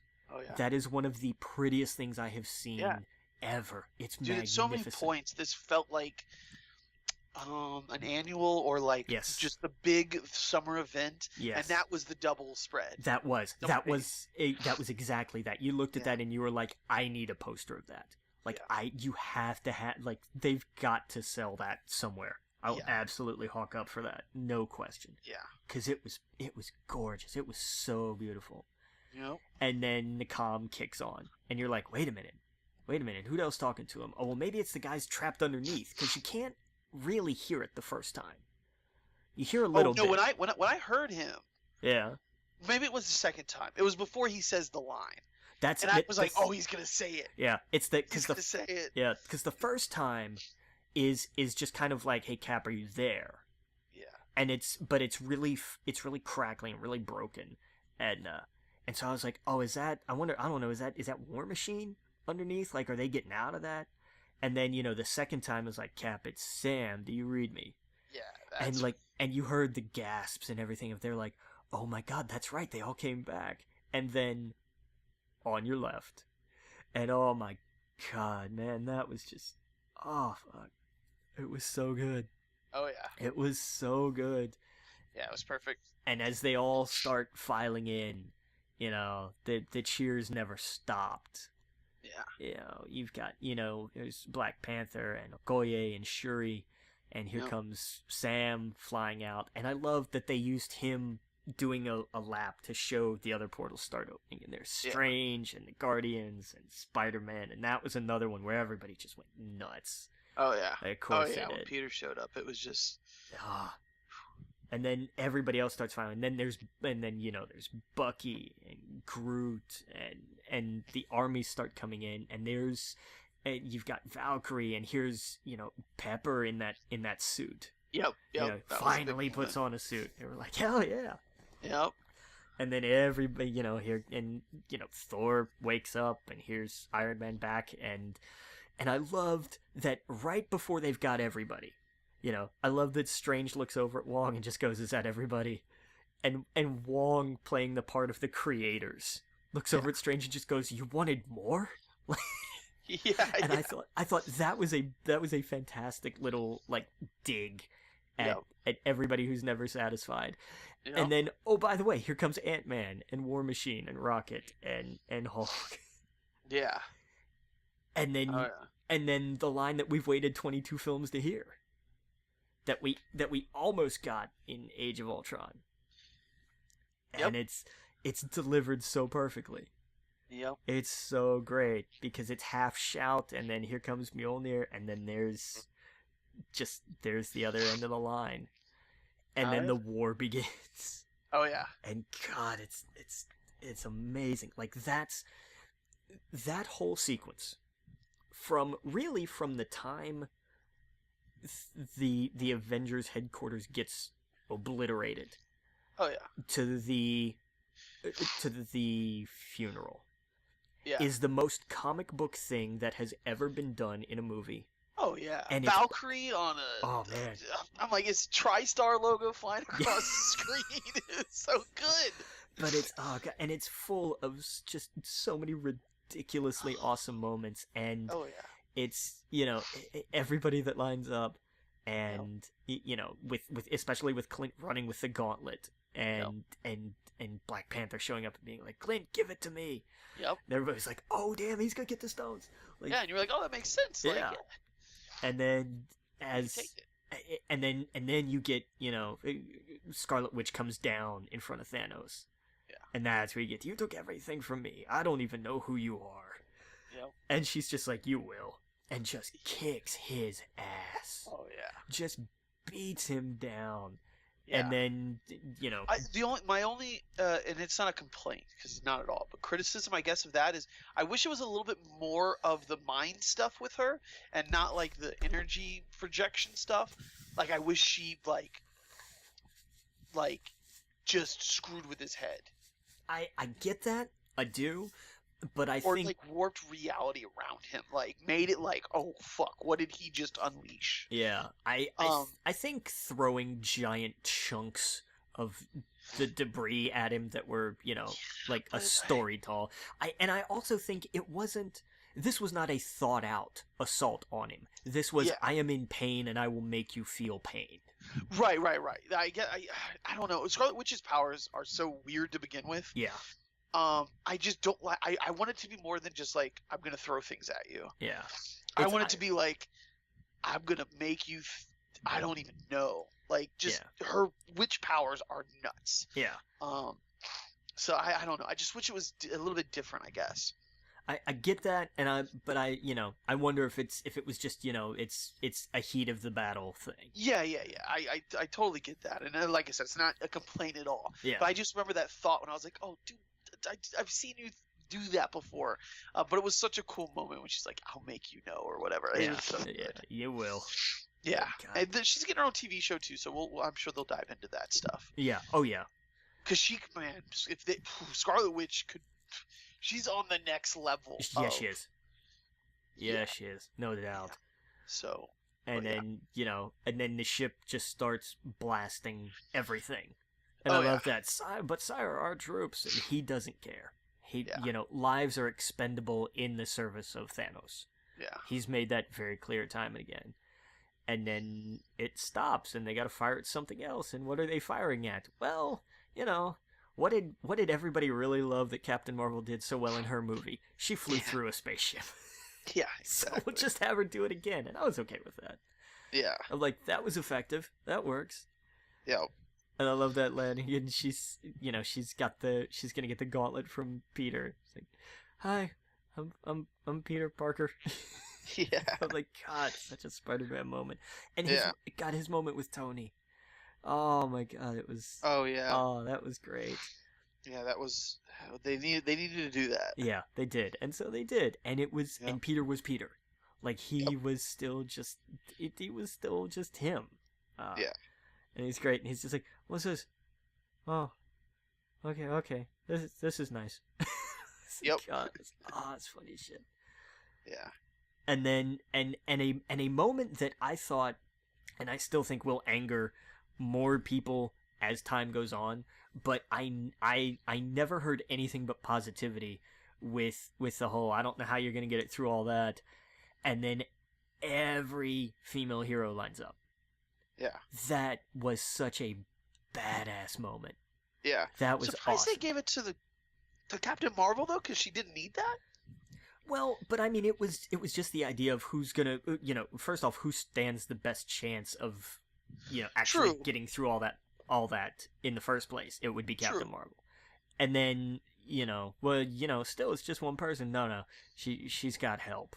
Right. And just to see, Okoye and Valkyrie and the Wasp and Pepper and just all of them. I mean, there was Gamora and Mantis, and just, it was awesome. That was just, that was such a badass moment. And to see 3 of them at one point actually knock down Thanos.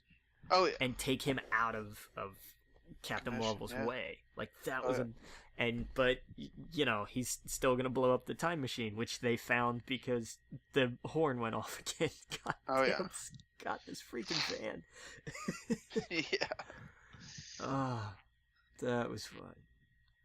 And then, we start winding this down now and coming to the end. And I did love in the middle of everything where there's a second where Cap is actually wielding Stormbreaker.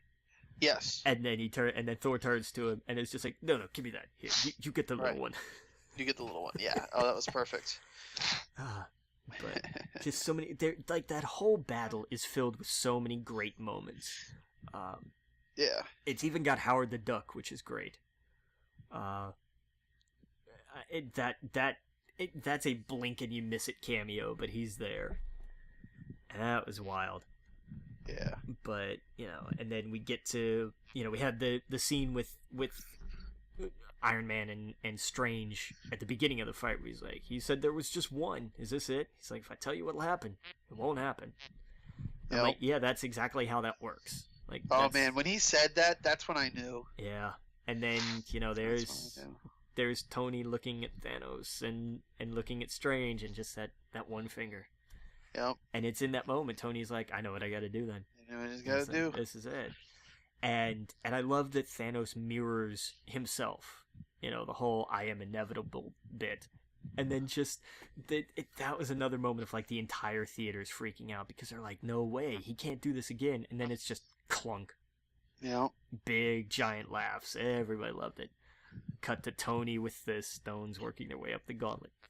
And everybody's freaking out right up until the line. And for him to close his story the way he opened his story, it was perfect. It was set up right. It was delivered fantastically, and it was the perfect punctuation mark on it.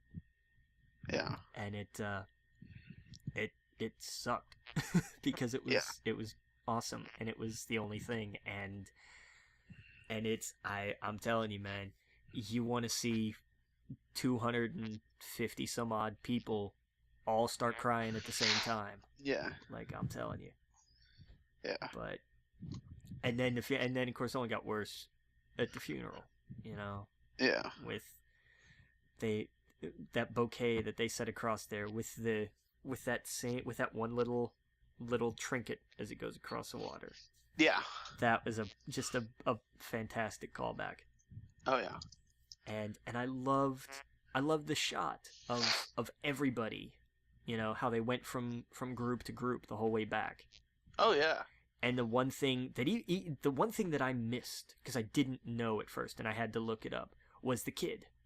Oh yeah, no, I knew it was a kid because I was like, oh, that must be the kid from the third one. Yeah, just grown up. I totally did miss it. I was like, who in the hell is that? I was like 90% certain it was him, or I thought maybe like we're missing something, and that's something that will be like filled in later. Yeah. Like you know, if they ever want to be like, oh, but that we want you to want to know who that kid is because we got one little nugget back here of story that we might want to tell in a, I don't know. But yeah, I was like 90%. Once we went through, I was like, that kid doesn't look familiar. Oh, it must be the kid from the third one. Yeah. But the cheeseburger callback was great. Yes, absolutely. And that broke a lot of people too. Not just yeah. your dad really loved cheeseburgers. She's like, yeah.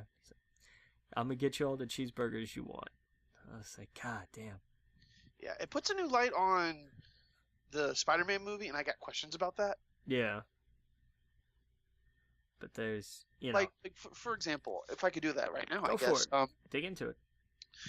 So the new movie, he is 5 years. He hasn't gained 5 years, but everyone else has. Well, not everybody. Not everybody. So I guess Ned and everyone else in his class was gone with the snap. Just happened to work out that way. What do you know? I'm thinking that's how they have to work it out. Yeah, it just kind of needs to go that way. I imagine there's going to be a lot of people though who aren't. Like Right. I would love to see them talk about like some of the people in their class that aren't because they didn't show the whole class. They didn't show the whole class. They just like, okay, well, here's the kids that we highlighted in the first movie. They have to do that, or else then it makes no sense. There'll be some of them who are like, oh yeah, no, they graduated, like they're gone. They screws survived. a lot of stuff up. It does, but it's necessary. Right. It was necessary because Tony wanted to not lose what he already had. Yeah. It's like, no, they have to come back to today. And it was also the simplest solution. Right, it made sense. Yeah. You try to start undoing big, giant cosmic things like that. Yeah. At that moment, like, that hurts. That hurts to think about. And especially if you have the memories of knowing what was. Yeah. Then you're back in the same situation. Yeah. It's the like, same well, thing. How are we ever going to get that kid back when there's a 1 in bazillion chance of that? You know what I mean? Like, you're absolutely right. It had to happen that way. Yeah, but that was my thought when I was like, oh, wait a second. Spider-Man's, like, how is that going to work? Because they're all the same age. Yeah. And I liked that it was Ned that he runs into. Yeah. Or Genki if you read the comics. Yeah, it's pretty much fucking Genki. But man, yeah, they were, yeah. That got me for some reason. I don't know why, but that got me. It does. It puts you right there because you realize like they're both. I liked that better than if Ned had been grown up. I'm glad they didn't go that road. That would have sucked. Yeah, they did that enough with Cassie. Right. When she answered the door, I was like, was that supposed to be like his wife? I don't remember. No, that wasn't her. Who the hell is that? And I thought it was going to be the whole like, who are you? Well, I live here. Well, yeah, but this was my house. Well, these people aren't here anymore, kind of thing. Yeah. I thought that was where that scene was going to go. It did not go that way, and that that surprised me. No, when she answered, I was like, "Oh shit, that's," because we heard her thing wasn't on. I was like, "Oh, her daughter's gonna answer the door." Well, just because he hadn't found her didn't mean she wasn't on there. True. But yeah, man, that was a great moment. Yeah. And then, but yeah, that's years they'll never get back. Exactly. And they'll, it's. But man, that is what happened at the end is way better than what was, because then they were just gone. Exactly. And so getting people back, you'd rather have them back and miss those 5 years than them being gone forever, obviously. Exactly. Yeah, it was crazy, man. And then, you know, we cap it all off with sending Cap on his little time voyage to put the stones back. And dude, at first I'm like, okay, so Tony's gone. Maybe Cap, maybe Chris signed the deal. Maybe Evans is gonna stay on. And when they start doing that, I'm like, oh no. Yeah. And then it's like, and they missed him. Okay, well, you know, my immediate thought was, all right, so they've set up for another Cap movie. Great. Right, like that's it felt to me a little bit of a cop out. And then when they showed here's just random dude sitting on a bench, he does it because he just looks smaller. I thought maybe it was younger. Yeah. I thought maybe something had happened and he had gone back to pre Super Soldier Cap. Right. And then when they showed him, I was like, oh shit. Like he stayed. He stayed, didn't he? Like I knew it. I knew it as soon as they showed him. I was like, he went back for her.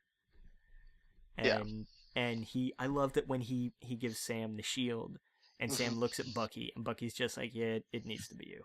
It's just, it was perfect. Yeah. It's just that nod. Was perfect. It's just that nod of like, yeah, it's you. It has to be you. Yeah, no doubt about it.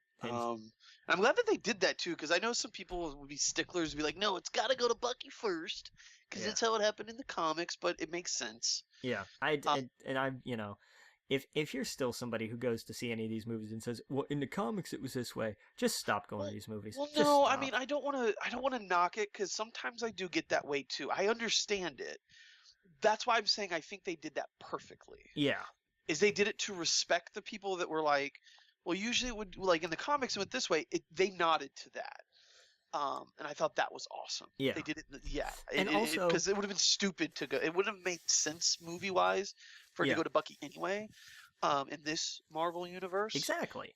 So it made it. I just thought it was done so well. Well, and you know, because the two of them still have their own show, so I imagine. Exactly. I think that's going to be part of this. I think that's going to be handling this mantle, and I think there are going to be discussions on the show about, you know, I think it should have been you. I don't know why you gave this to me. Yeah. And I do think they'll go into that for sure. Yeah, because I mean, those are his two best friends, and that's going to come up, you know. Oh yeah. So you know, it might be like a, you know, we got a tease of that when they were teasing him in, you know, in Civil War. And I liked that. Yeah. You know, they're both sitting in the car. So God, every time I see those two, I can't not think of that scene. Like yeah, every time, it's great, and that makes sense why they were like, these guys need to be in a show together. Exactly. Yeah, because they do but don't get along. There's still going to be an element of not getting along. Oh sure. But it'll be great. I loved, you know, just shaking his hand. It'll be a less version of, was it Hobbs and Shaw? Yes. Just kidding. It's not like that, but it's gonna be. I think it's gonna be fun. Their show, absolutely. And yeah, they're both gonna deal with the loss of their friend. That's kind of what's bonded them. So I can't wait for that. Yeah, and just we go out on, there's the handshake, and he pats the top of his hand, and Sam's just like, you want to tell me about her? And I really love the Cap just kind of stares off, and he's just like, no, I don't think I will. And we flash back to, he finally made that dance. Yep. And the end. Like I think that was perfect. I do. I think that cap was, it off. We set up, well, and we forgot Thor. We forgot where Thor winds up. I love that, because he basically just tells Valkyrie, he's just like, you're the king of Asgard now. I've got a ride. I'm going to go do something else. And the one thing that I loved, New Asgard is in Tonsberg, which was the town where they had the Tesseract. Oh, really? Okay. That was at the beginning of the first Avenger. That's the town that Red Skull sacks to get the Tesseract. And that's in what, Norway? Yeah. Gotcha. Yeah, that was that town. Gotcha. And, so it's kind of, so that came full circle as a fun little aside. And then Thor goes as Guardians of the Galaxy. Guardians of the Galaxy. I love that he said it. I love so much that he said it. He fits so perfectly in that group. He does. He really does. When the whole fight with, well, you know who's really in charge? Like, of course. It's just, of course. You guys should fight the knives. Oh yes, please use knives. God, chill, man. Goddamn. Like, Yeah, cool it's out. so great. She just was really like she's been hanging out with Drax too much. Like, Oh yeah, he's been rubbing off on her, and I love it. I absolutely love it. Yes, you should use knives. It's so perfect. That is Batista was born for that role. he was. He's got that down. I hope he just forever plays that role, man. I'm so glad everything has now worked out with James Gunn. Yeah.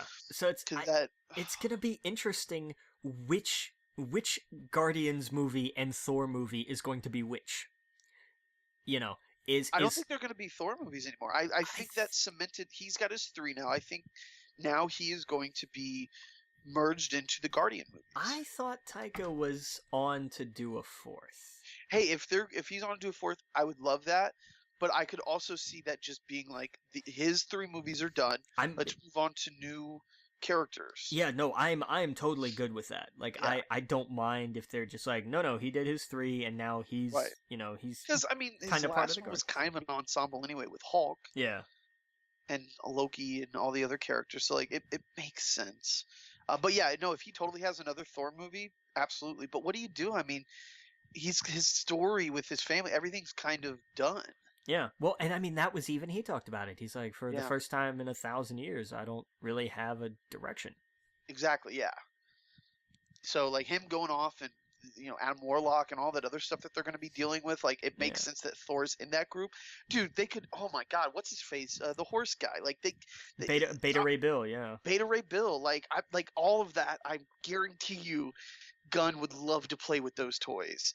Man, turn him into a frog. Like that. Oh God, if you have Throg in any of these movies, oh Jesus, oh yeah. Why not, man? Look what they've done with Thor That's already. True. That's I could true. totally see James Gunn playing with that, where whatever bad guy in the next one turns him into a frog.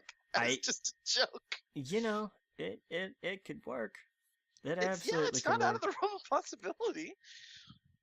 But yeah, man, I could totally see that. And there's so much, there's so much cosmic stuff that they haven't touched, and that I'm shocked that in these 10 years we got so much cosmic stuff. Yeah, no kidding.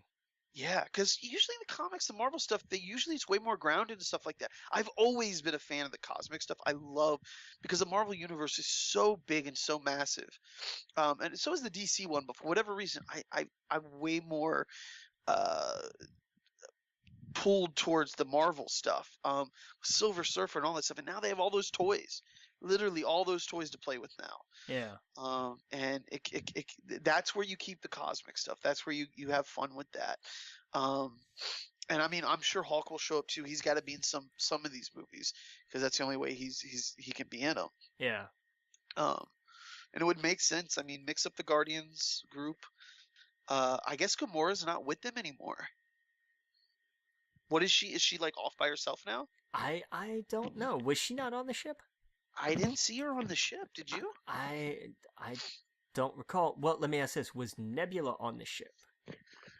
See, because I think because I don't remember, but if I think that's what's going to happen is both of them are going to be together wherever they are. Yeah. Either they're both off by themselves or they're both with the Guardians. Which is kind of sad. I want her and Peter to, but I guess they'll do that. They'll cross. There's another Guardians movie, so I'm sure they'll cross that road. I don't want her out of the picture, of course.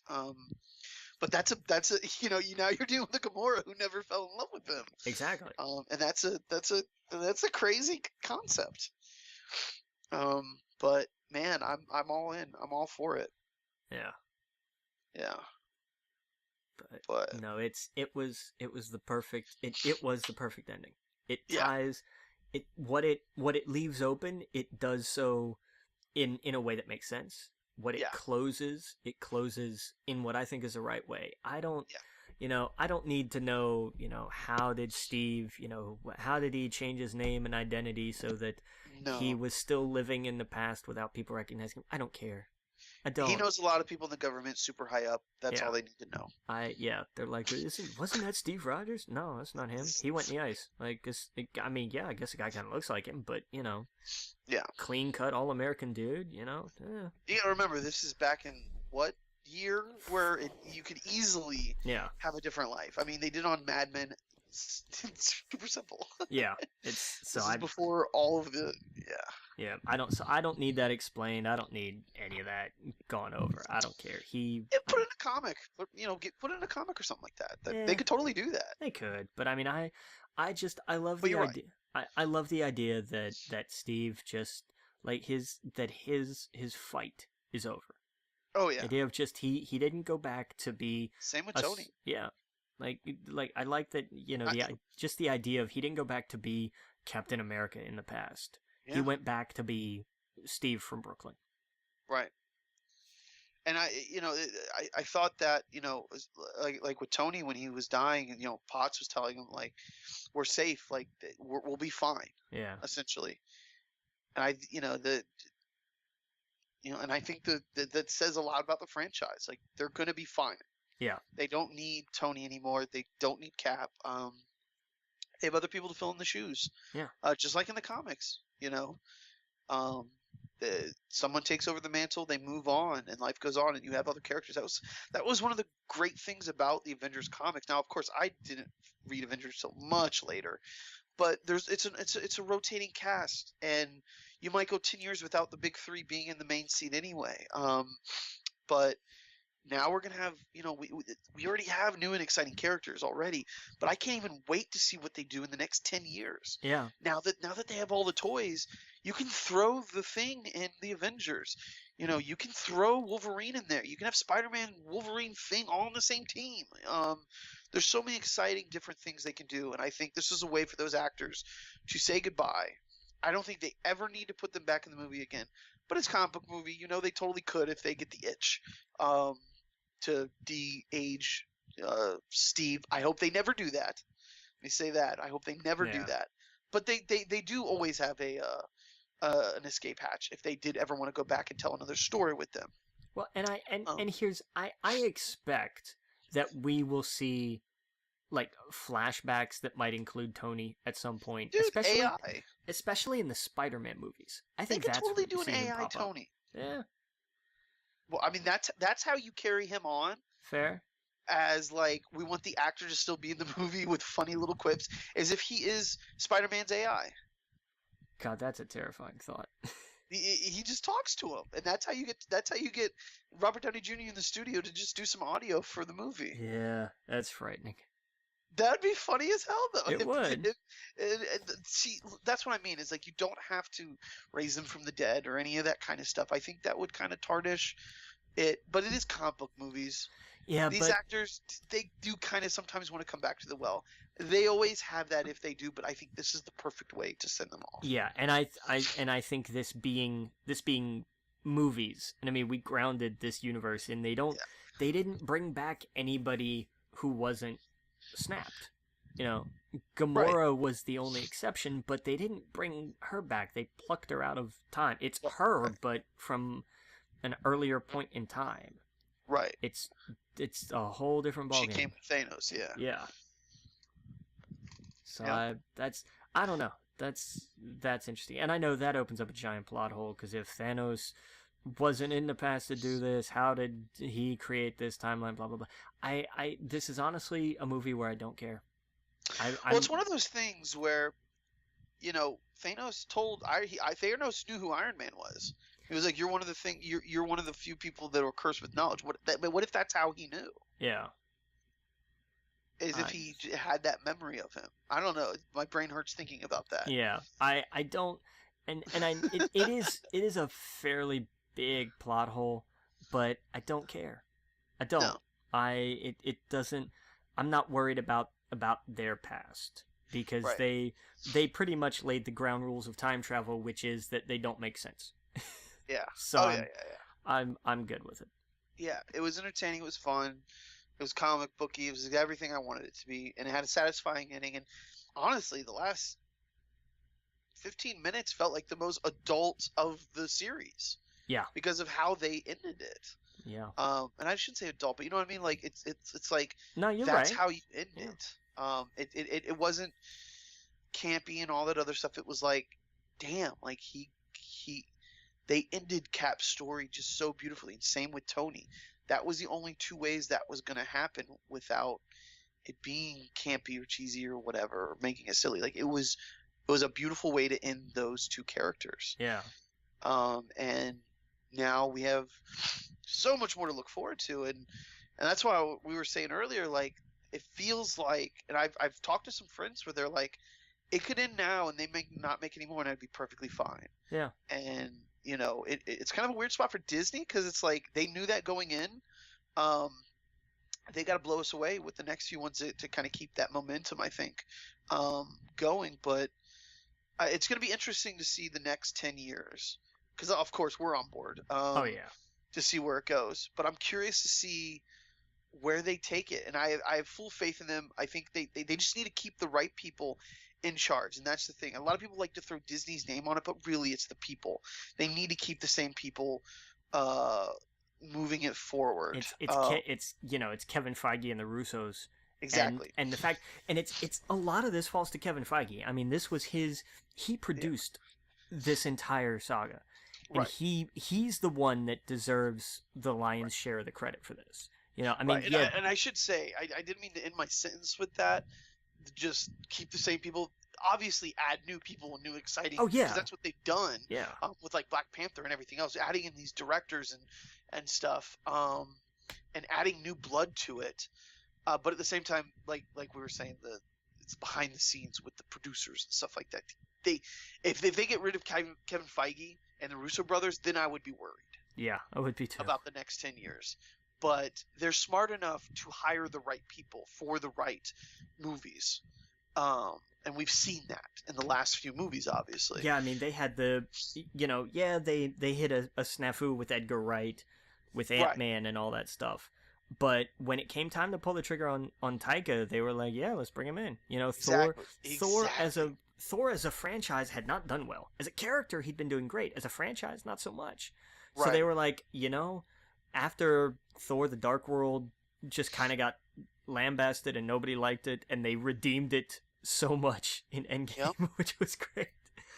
Yeah. They were looking at the third Thor and were just kind of like, well, what the hell? Sure, this guy did something interesting. Let's see what he can do with it, and he killed it. Yep.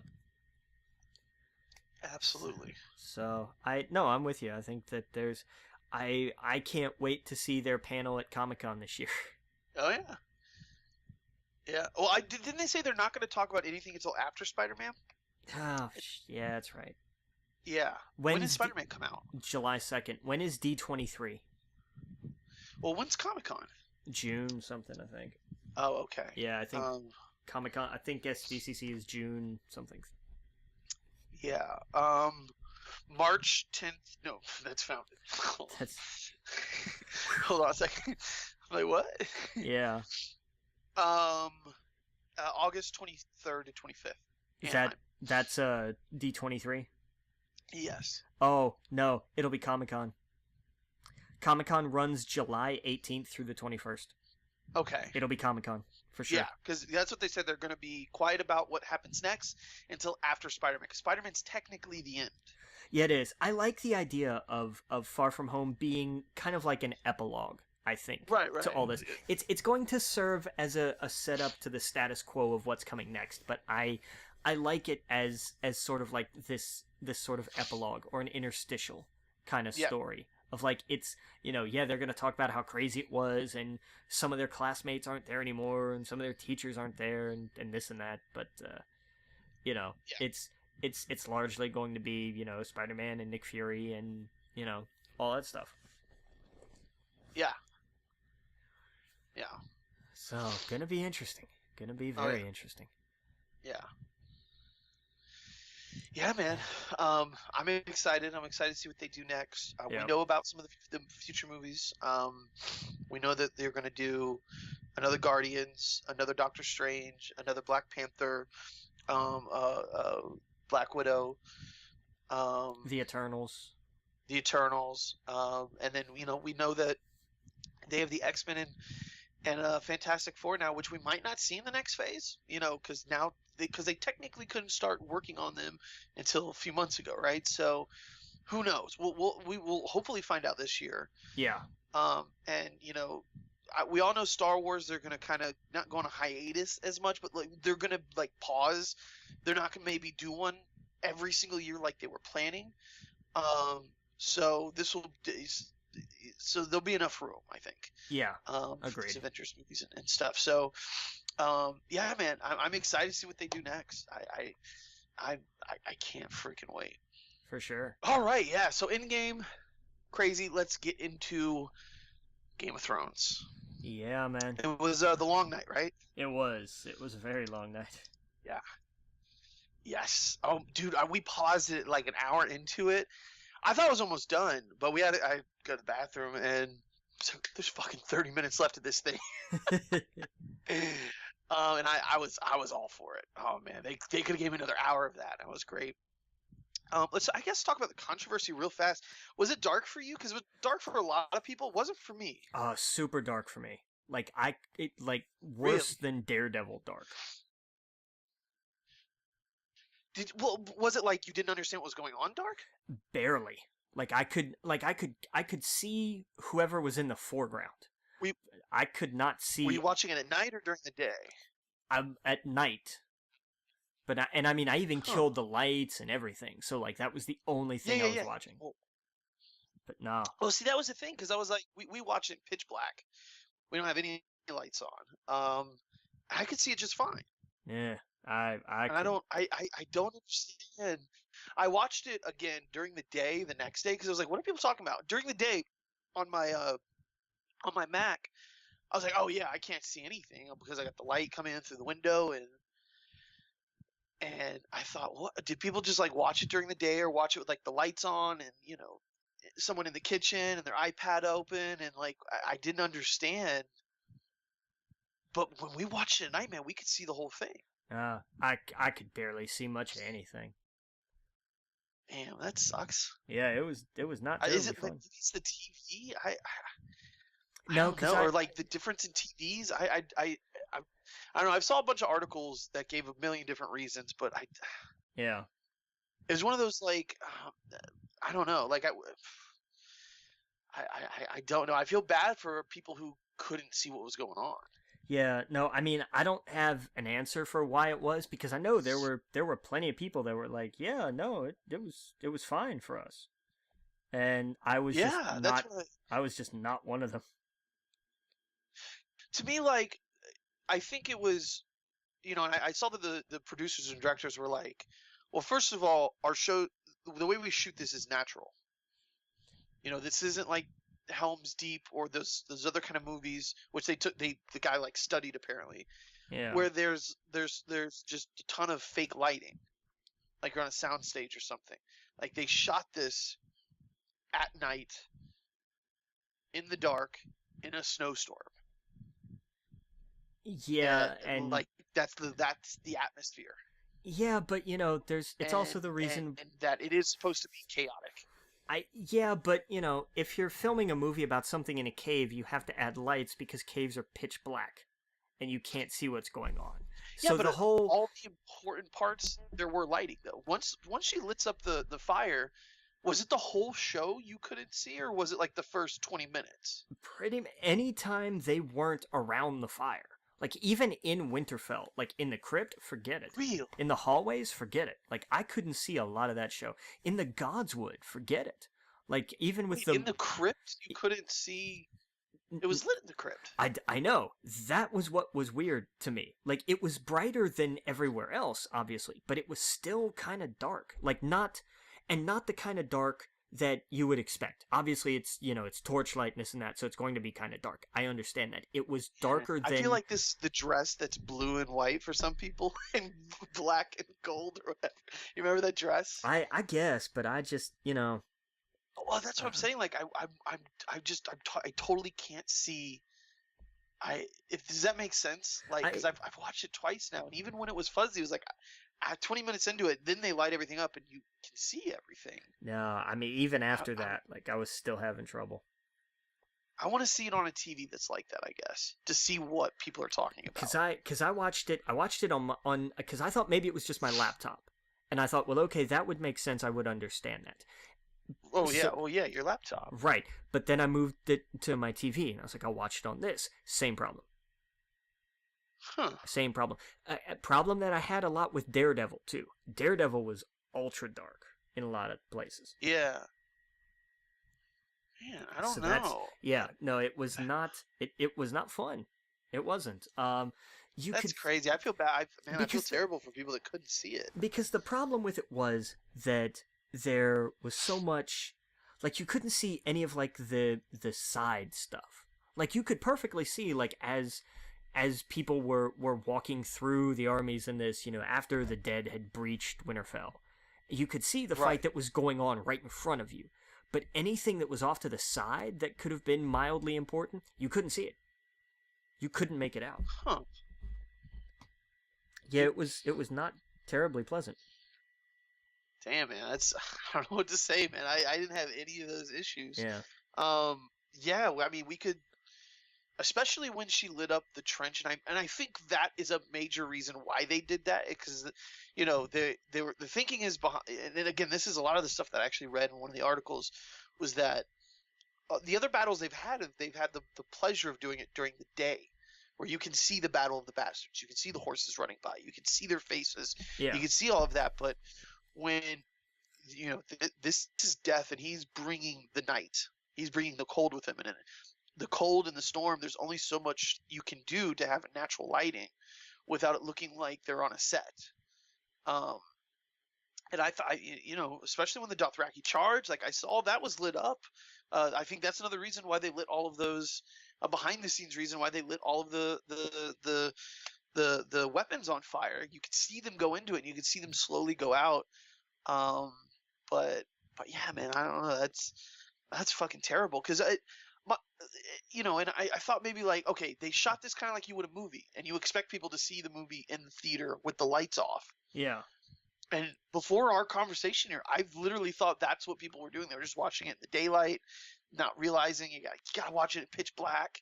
No. You gotta have your TV calibrated, or they were watching it on their iPad or something else that doesn't have the same kind of contrast.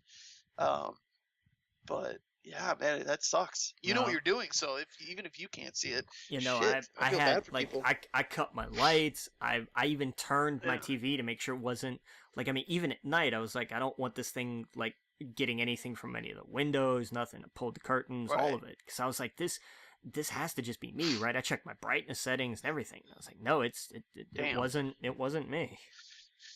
That sucks. I don't know what to say, man. That fucking sucks. I mean, it was fine. It was a tough watch, but I mean, like I said, with stuff like Daredevil, like I was used to it. Yeah. Because that was another Yeah. show that was like, this is really dark because it's at night, and I'm like, yeah, that's Right. fine, but just because he can't see doesn't mean we don't need to.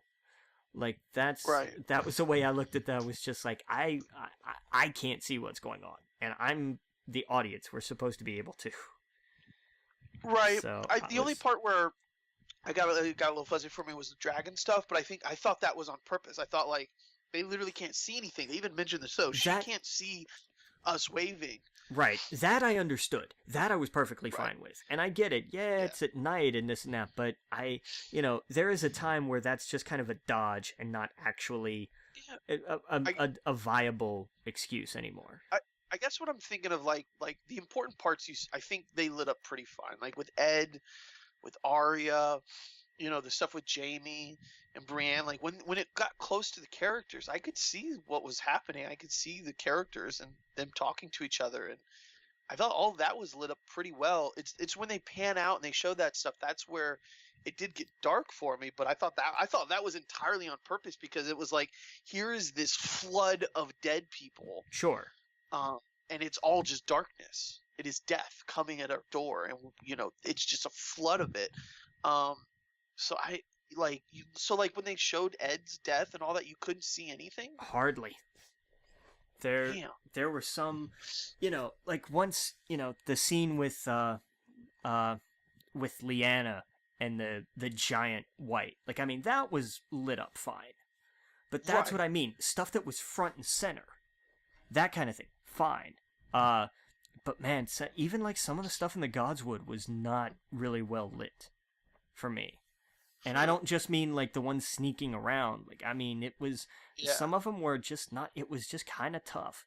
Like I said, I didn't Yeah. miss any of the important stuff. The important stuff was all lit fine, but anything off Okay. to the side was like as you know as you're I'm constantly looking off to the side. Like, was this a character I needed to know about? That Oh. was how it felt. Yeah, the only time that got kind of frantic for me was towards the end when John was running through everybody, Yeah, and I was like trying to catch people's eyes and see who's alive, what's going on. Um, but so let's get out of that because that man, yeah, I feel terrible for you guys. It that fucking sucks. yeah. I mean, that was just a What did you bummer. think of the episode? The episode was great. Yeah, I loved it. I really did. I love the swerves. I love the. Did you see Ryan Johnson's tweet?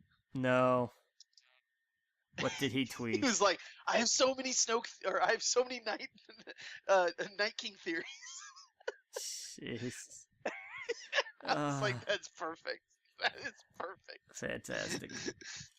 Yeah, Fantastic. because and one thing I'm reading in the books, and I talked about this at the beginning of the episode. A lot of the foreshadowing stuff George has set up perfectly. Yeah. But there's a lot of things in the books that he does to throw people off. Sure. Like when you're expecting something, I'm gonna fuck it all up for you. Oh yeah. Like that's one of his major things, and I think that's I've only read the first book, but just I could tell that the prophecy and all that stuff. It's kind of like just throwing that out there, and it doesn't necessarily mean it's going to happen. And there's so much in the books that is completely omitted from the show, and it changes a lot of things. True. Well, actually, let's take a step back. Let's go back to kind of the beginning of the episode. Yeah. I had so much anxiety through this episode. Oh, yeah. Especially in the beginning. Oh my God, yeah. Like them not saying anything for however long, and Sam popping up. He's like, "Well, fuck you.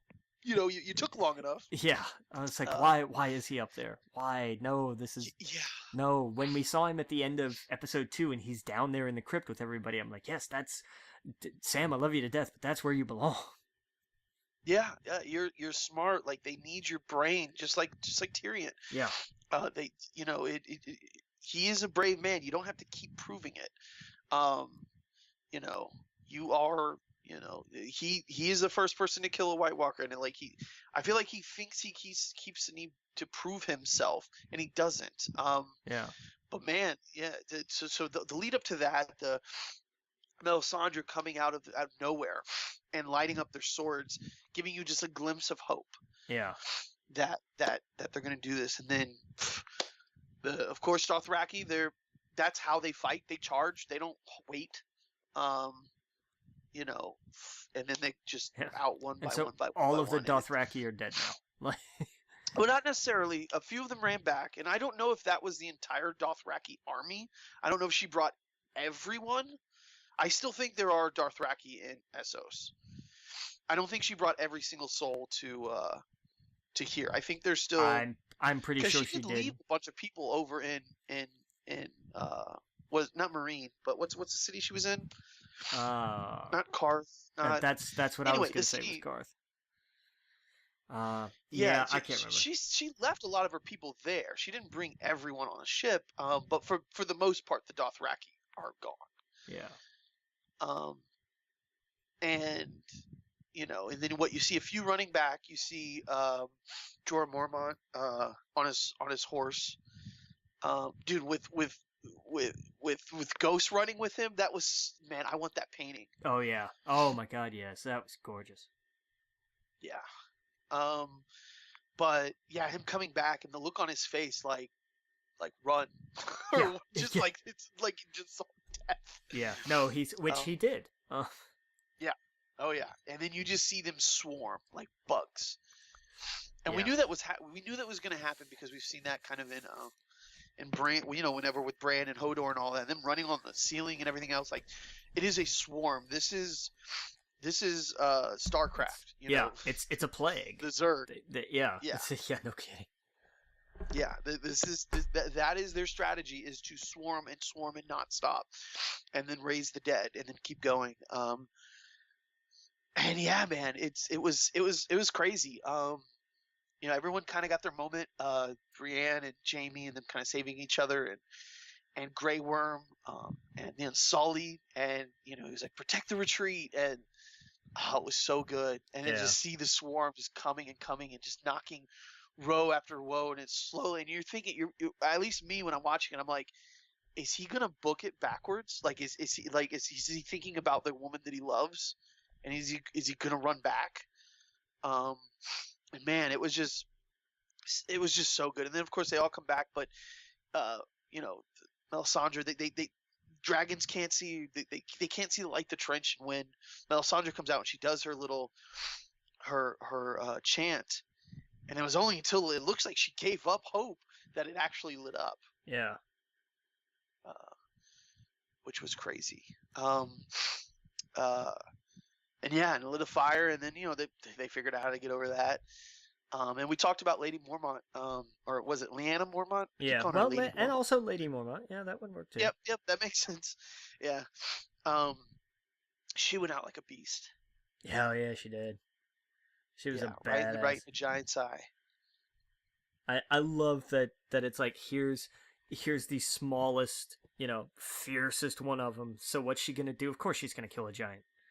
Of course she's gonna kill a fucking giant. Yeah, it's gonna be the last thing she ever does, but she's gonna kill a goddamn giant. Yeah. No, man. If I get a dog or something, I'm gonna name it Lyanna Mormont. Like a little Chihuahua or something. It's gonna be fierce, if that makes sense. Like a turtle or something. Or I guarantee there's gonna be a whole bunch of kids that are gonna be named Lyanna coming up. Yeah, just named Lyanna. Sure, there are. Or Arya. Arya is gonna be a big name. Yeah, I think. Yeah, I think so. Yeah. Name my dog Arya. Name my biceps Arya. I'm just kidding. But like, it's those two characters. We'll get to Arya in a second, I guess. But Lyanna, man, that was just such a boss moment. That character to go out like that, it was so strong.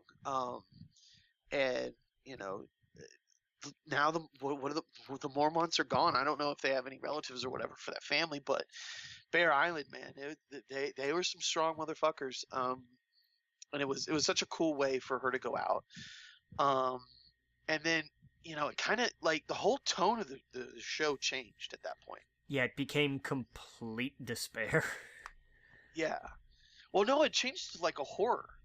Oh, well, yeah. Actually, before we get to that, I liked the thing between the Hound and what's his name, the guy with the fire sword. Oh, that keeps coming back. Dondarrion, I think, is that who that is? Dondarrion, yes. And I like how he was like, the Hound was kind of saying what the audience was thinking. Yeah, it's like, you can't fight this is death. Yeah. Tell her that. Oh yeah, and as soon as he saw that, he had a reason to fight. Yeah, now he's like, well, hell. Yeah. And and Arya was such a beast with the weapon that was made for her.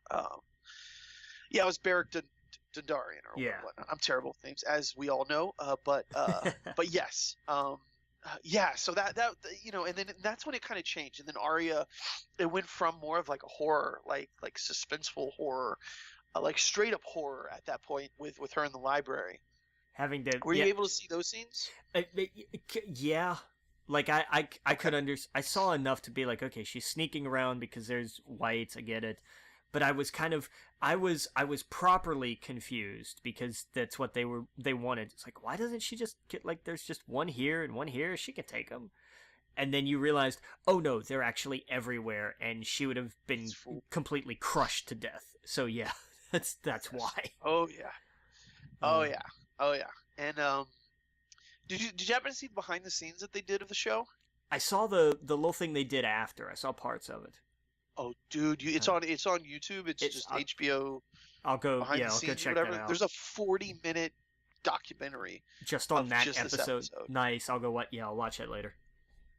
Yeah, and they do a whole part about this scene, and the actor, one of the actor who played it looked underneath the table, and how he's like they use him in Hollywood a lot because of just how many like double jointed he is, all over the place. Nice. And like how he was able to, they were like, no, we used some CGI on his face and stuff like that, but the way he moved was totally him. The way he kind of swayed and stuff, and it's Nice. so creepy. Yeah. Yeah. Uh, But I love that whole scene, and like there's even a part where Arya is just like, like she's a badass, but how much can she take? And then they all fall on her, and then of course he throws that sword on fire. yeah. And we've been wondering why he keeps getting brought back to life, and by the end of the episode you realize why he had to save Arya. He was there for a reason. Same with the Hound. The Hound story's not over with, but his was to do that, to be there. Yeah. And I loved how, as Dundarian is dying, he's blocking the hallway. He's holding that door jam so that they have to get through him. And I thought that was just simple and effective. That was a brilliant bit of character work where he didn't go down swinging the sword and have them all fall on him and trample him. He said, no, I can't fight anymore, but I can hold this line. I can, if you'll permit me, hold the door. Yes. Like that's, exactly. And that's what he was doing. He was blocking that doorway of just like, nope, you're going to have to get through me. And he bought them a few moments, and it was enough for them to get away. And then they wind up in that room with Melisandre, and she's like, I remember you. He's like, yeah, remember? I told you about all the eyes that you would close. And then they're all just kind of standing there. And for it to be Melisandre to lean down, to not even really look at her, but just be kind of staring off and just go, what do we say to the god of death? Oh, yeah. That whole scene when Arya, the doors close and you see this shadowy figure behind her. Yeah. I'm like, who the fuck is that? Because I didn't think it was her at first. Yeah. I was like, who is this shadow behind her? And of course, we discover it's her. And and then there's so much payoff with her whole story. And when she started talking about the eyes closed, the girl I was watching with, she, I was like, the blue eyes, oh my god, she's gonna go after the Night King. But for whatever reason, completely forgot about that, because I didn't catch it again until, because everything's happening with Jon and everything. The whole time I'm like, Jon, you have to get there. They did such a good job of making the audience. Yeah. It's gonna be Jon. He's stalking down the Night King after Dragonfire didn't kill him, which I thought was great. Real fast. Let's rewind just a second. Where the dragons are fighting or whatever, and Jon's thrown off, and the Night King's thrown off as well, and Jon is going after him, and then he raises the dead. Oh God! Just because you just as you watch that, you're like, oh no, of course. All you've done is given him. It's just you've just given him a bigger army. That's all you've done. Like, Yep. And the Dragonfire, I was like, no way, there's no way it's gonna end right now. It's such a cool moment where she's like, Chakaris, but it doesn't work, and then he is just that, like, nah, you thought you knew, but no, you're not killing me that way. That was a cool moment. But yeah, man, and then Jon's running at him, because you're thinking, everyone's thinking like, it's gotta be these two, it's gotta be down to these two. He's the prince that was promised to end the night. If you're a real big book nerd, or like me that looked at all the YouTube videos for hours on end, you're like, this has got to be the guy. And they build to that. Yeah. But we'll get to what happens in a second. But it makes sense how the other way it happened too, the way it actually happened. But they did such a good way of making you just so nervous, like he's got to get to him, and everything's being thrown at him, and it's that cool long shot that they do of him going through the castle and through Winterfell, and he leaves Sam he sees behind. Sam literally dying, and he's just like, I can't stop to help him, or else we're all dead. And Sam was smart to kind of just chill, just stay dead, just lay down, man. You're dead. But everything's falling apart. All of it, you see, and I guess if you couldn't see it with the TV, it does show all of our heroes basically up against a wall, and like in their own corners, just fighting off hordes of these dead, these wraths or whatever. Yeah. And in the and the Godswood, music, you've got. but the music playing throughout this whole Oh, part right so here for good. like the last 10 minutes. Oh, it's beautiful. It was and perfect. you can look it up on YouTube. It's the Night King's theme. And it's absolutely beautiful because he plays this like, it's just, this is death and this is the end. And then every once in a while he mixes in the main theme and the Starks theme, and it's when they show Tyrion or whatnot. I'm so terrible with the names. Theon. Theon. Theon. God, Yeah, poor and Theon. in the Game of Thrones music play, it mixes in so beautifully, and you get so riled up because it's perfect. Because Bran tells him everything that happened had to happen because it led you here, and everything with Bran being tossed out a window, even with, and if you want to be a book snob about like how it should have been Jon that killed the Night King, in a way Jon helped. Jon gave Arya the needle. It set her on that path to want to start to learn how to sword fight, which led her to everything that she encountered moving forward. Yeah. Ned had to die. The Game of Thrones had to happen in order for Arya to go on that journey, for her to be the most badass warrior there is. Everything that happened with Theon had to happen. The Catspaw dagger had to happen. The way it moved through hands and how he handed it to Arya, he knew who to give it to. Bran knew all of that had to happen. That's why he was just kind of chilling. He couldn't tell anyone what was going to happen, or else it wouldn't have happened. And we saw that in EndGame. Yeah. Doctor Strange could not tell anyone. He couldn't tell Tony what would happen, or else it wouldn't happen. So I saw a lot of posts like, well, why didn't Bran tell? Like, he couldn't. Yeah. It would have changed. That's right. That's it. The very act of seeing the future changes the future. Exactly. So he said the things he had to say, especially he knew Theon was going to die. Theon knew he was going to die. Yeah. And him say you're a good man. It gave him the closure that he needed to die like a hero, and he charged at him. He charged at death, looked it right in the eye, and of course, what happened. But when the theme plays into it, and he's like, "You're home," and you hear the Starks music, it's so beautiful. Who I don't have his name in front of me, but the guy who does the music. When you rewatch it, I'm sure you obviously have, but really the music is what just it's so good. It is. It's so fantastic. Oh yeah. And what happens next? And I've had some friends like, well, that's they thought it was anticlimactic. They thought like, well, how did she get past him? And I'm like, have you not been paying attention for the last 7 seasons? That's her. That's exactly what she does. Like that's what she does. Yes. The first season, she's taught to move like a cat, to be fast, to be a freaking assassin. Yeah. She is an assassin.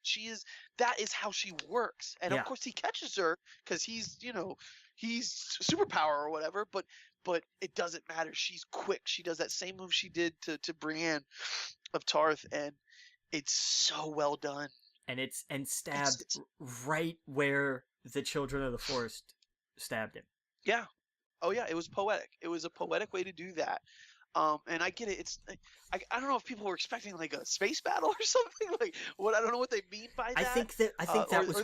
I think that was what they wanted. They wanted Jon to come bursting into the Godswood and have a showdown where he kills. Sword fight. Yeah, that was what they wanted. He wanted him to kill all of the other whites and then square off with the Night King and have some big, giant fight. And I think this just made so much more sense. Yeah, no, this made so much more sense. And we've seen Jon have great sword fights. We've seen great sword fights in the show. We've seen all of that stuff, and this was just perfect. It paid off. Everything her character was leading to that moment, and it makes sense. Yeah. If you actually for just a moment think about it, it makes perfect sense. The Valyrian steel going straight into his heart in the same spot. I don't know if it was the same spot. I don't know which tree he was made at, but it was symbolically it's in the same spot. It was the same that he spot. Was born. It was the same spot on the body. Same spot, yeah, on the body. But I'm saying it was in front of a rearward tree or whatever they're called. Yeah. That the symbol that he's been showing everybody is his birth. Yeah. And how he was made, and it was the same place that he was made, he was killed in the same fashion. Instead of it being a dragon glass, it is Valyrian steel. Um, two sides to the coin. And it was perfect. That dagger actually, this dragon bone in the dragon glass is the end of it. So like it makes sense, and everything they've been putting in little uh bread pieces of bread throughout the entire series for that moment to happen. It just made sense. And I'm sure there'll be more battles. We still got a few episodes left, Yeah, and there's anything can happen. Or we could lose Arya, we could lose Jon, we could lose Jamie, we could lose a lot of other people. But there's still there's still more to tell. There's going to be still more sword fighting.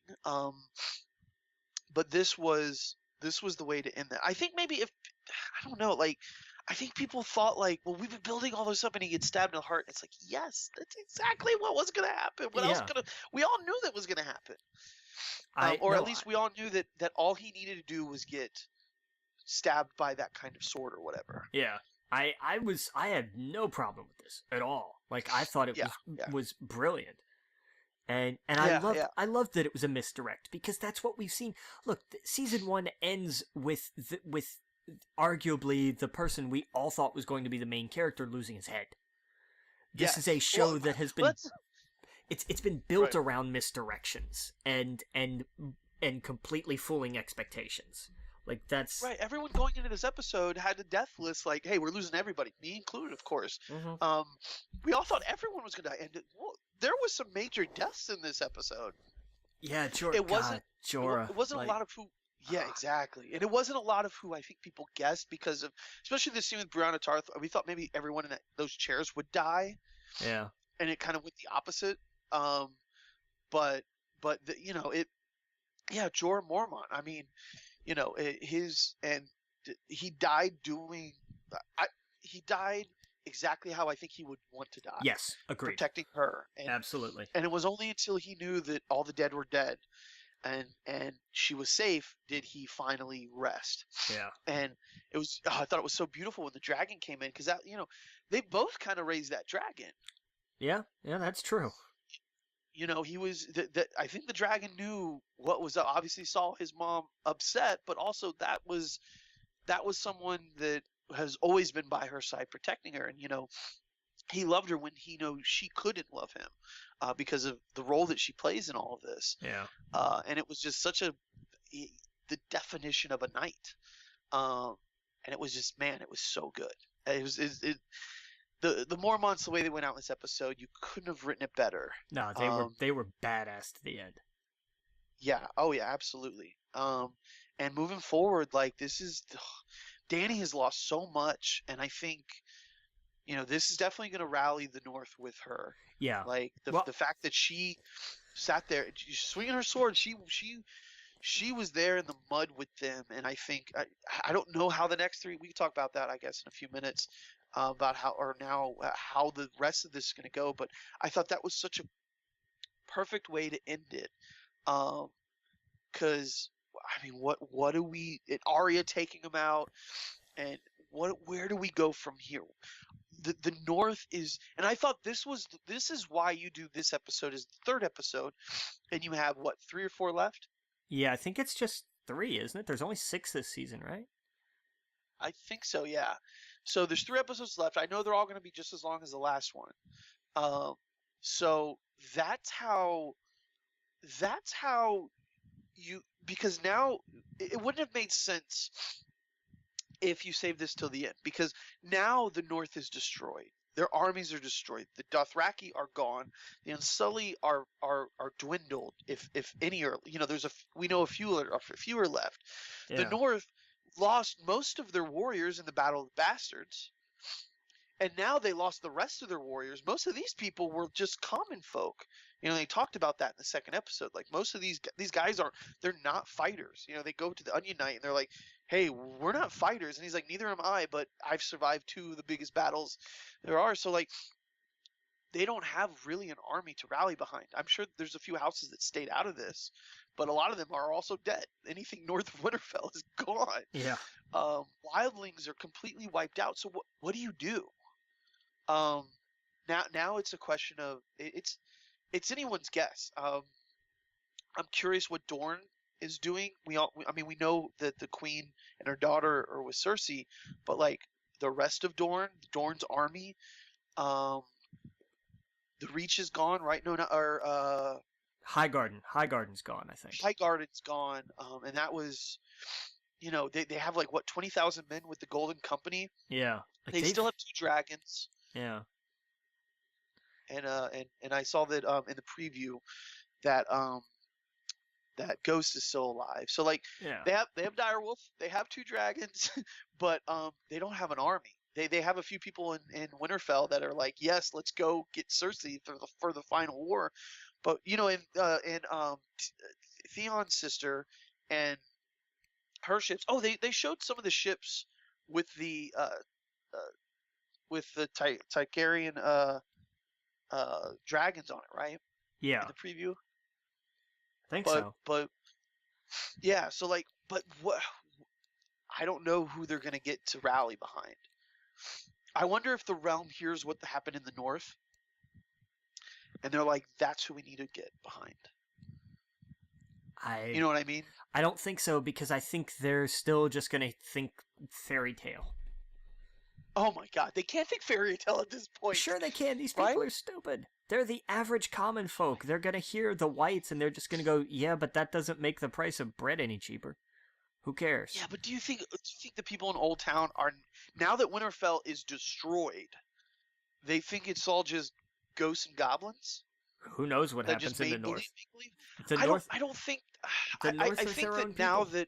that that it has showed its face, they can't say it's not real. But you're right, I guess. Sure they can. Who of the average people in King's Landing know anything about the whites? They didn't I'm not see. talking about King's Landing. I'm talking about outside of King's Landing. All the different houses. Maybe. All the little houses, especially the north. The north has to know. Oh, the north will know. The north will believe. Like that, I have no doubt. But between there and King's Landing, I don't know. And what happens with Jon and Daenerys? I mean, he has the right. I mean, they both kind of think that they have the right to the throne, but does one give it up? Does technically Jon should be the heir to the throne, but does he give it up for love? Does he say I don't want it? Well, and could he even really prove it? Think he wants it? Could they think it'll be better?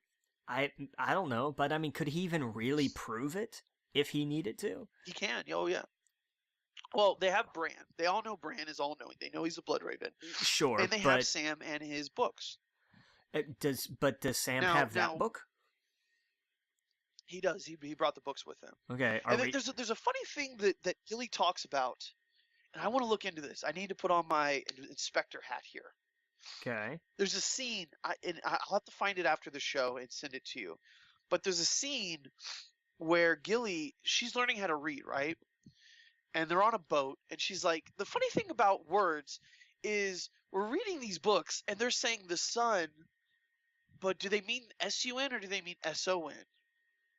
And they're saying see how S-E-A is S-E-E.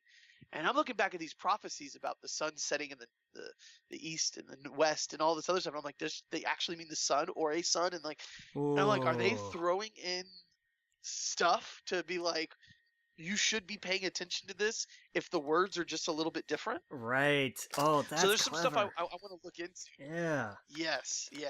I like that. I never thought about that. That's clever. Oh yeah, but she's the one that stumbled across all of this, and he's kind of like shutting her up. He does this both times. Yeah. He does it when she's talking about Rhaegar and Jon's father, and he's like, I'm trying to read over here, or whatever he says, and then it clicks it. He's like, oh wait, like this is huge, and he kind of does that because they're on a ship coming back, and he's throwing up in a bucket, and she's reading the books, and she's like, do they mean sea, or do they mean sun or sun? And I'm thinking, oh my god, what if these prophecies of like? So anyway, that I gotta look at that later, but he has the books, and when he gets to Winterfell, he tells Jon that he read it in the book, so it's there, it's real. But you're right, it's when she even says, she's like, your best friend and your brother tell you this, what I think I don't know if there's a way they could prove it, but if it's in the book, then that idea alone can spark a huge problem, True. especially if the North finds out. True. And what does that mean with his family? Obviously, his family are going to love him. Sansa and Arya are still going to love him. Well, but what does that mean? He's still part Stark. He's still Stark. He's still Lyanna's son. So he's still part Stark. Yeah. Obviously. So he's still related to them. But what does that mean for? They're going to push to have him be the one to rule. That's what I'm saying. Is I think that it's going to cause such a problem because everyone would rally then behind Jon. And you can see it even with Tyrion and even with Varys and all these other people are saying Jon makes sense. Yeah. She has set these people on fire because they don't follow her. Jon has the heart to he didn't make the wildlings bend the knee. He didn't do that. He didn't burn them at the stake because of it. He showed mercy to the leader, but he was also in the trenches with them. Yeah. So Jon technically is the one that they voted. Anytime Jon got power, it's because they voted him into power. Exactly. He never wanted it. No, he didn't. He never wanted it. Daenerys is different. Daenerys just came and took. Yeah, but she had to learn. So it's so right. But I'm thinking that's what all these smart guys are talking about. They're saying, wait a second, who would be the better leader? Now at that point they're all. The smart guys are all up there saying, well, if these two got married, it would solve everybody's problem. Exactly. That's what I mean is they're the idea that if Jon was with her, that would be perfect. But what if they now know that he's actually the rightful heir to the throne? That would mean Daenerys does not have it. I don't know. Are they gonna? Let's take a look at who knows this though. Let's break this down. Bran knows. Is he gonna go around telling everybody no? Because that's just not what he does. How do you know he hasn't? How do you know he didn't tell Tyrion? There's a whole conversation we didn't hear. That's true, but I don't know if. And well, let me do this two ways. I doubt he tells Tyrion because I don't think that was part of his story. I think Bran was just telling Tyrion his story, so I don't think it's an issue. But if he did tell Tyrion, then Tyrion is not going to turn around and run to everybody else. He's going to go to Daenerys and say, hey, I found out this thing. And she is going to say, oh yeah, I already knew about that. And it's not going to be an issue. I think either way, it's not really an issue because Tyrion is loyal to her. So. And what did you think about Tyrion in the crypts with Sansa? There were real moments there where they contemplated, what if, are they technically still married? Huh. No, because she was married to Ramsay. So I think she was married to Tyrion. Yeah, but then she was married to Ramsay. So I'm not sure if there was there had to be some official sort of annulment or something. Their version of it, whatever it is. That's true. You're absolutely right. I did love that though. Like I thought that was great. Like you were the best of him. Yes. What a terribly depressing thought. Yeah, and but there's a moment. They're sitting in the crypt. They're looking at each other with their knives. Like they're gonna kill each other because, or they're they're thinking it's their last moment. Yeah. There was a moment I think they were talking about it. And then of course it upsetted. What's her name? The Daenerys girl. But they were talking about like, would it have been a bad thing if their houses were, joined? And she was like, it would never work. Your loyalties are somewhere else. Yeah. And I don't know. I think that might play a part in the next few episodes. I think it has to be Jaime or him that takes out Cersei. I don't think it's going to be Arya, especially now. I don't think Arya's going to take out both bosses. I think it's going to be Jaime. I think maybe Jaime has to make a decision between Bran and her at some point to save her or something like that. I think Jaime's going to be the king and queen killer. Yeah. Yeah. That would suck. Yeah. And didn't they talk about that when she went to the uh, the uh, the lady in the woods when the prophecy was read to her? Oh, I don't remember that prophecy. I know of it, but Remember I when can't remember what it Cersei was a was. kid? Yeah. Oh no, I remember the Yeah, scene. I just don't remember the prophecy.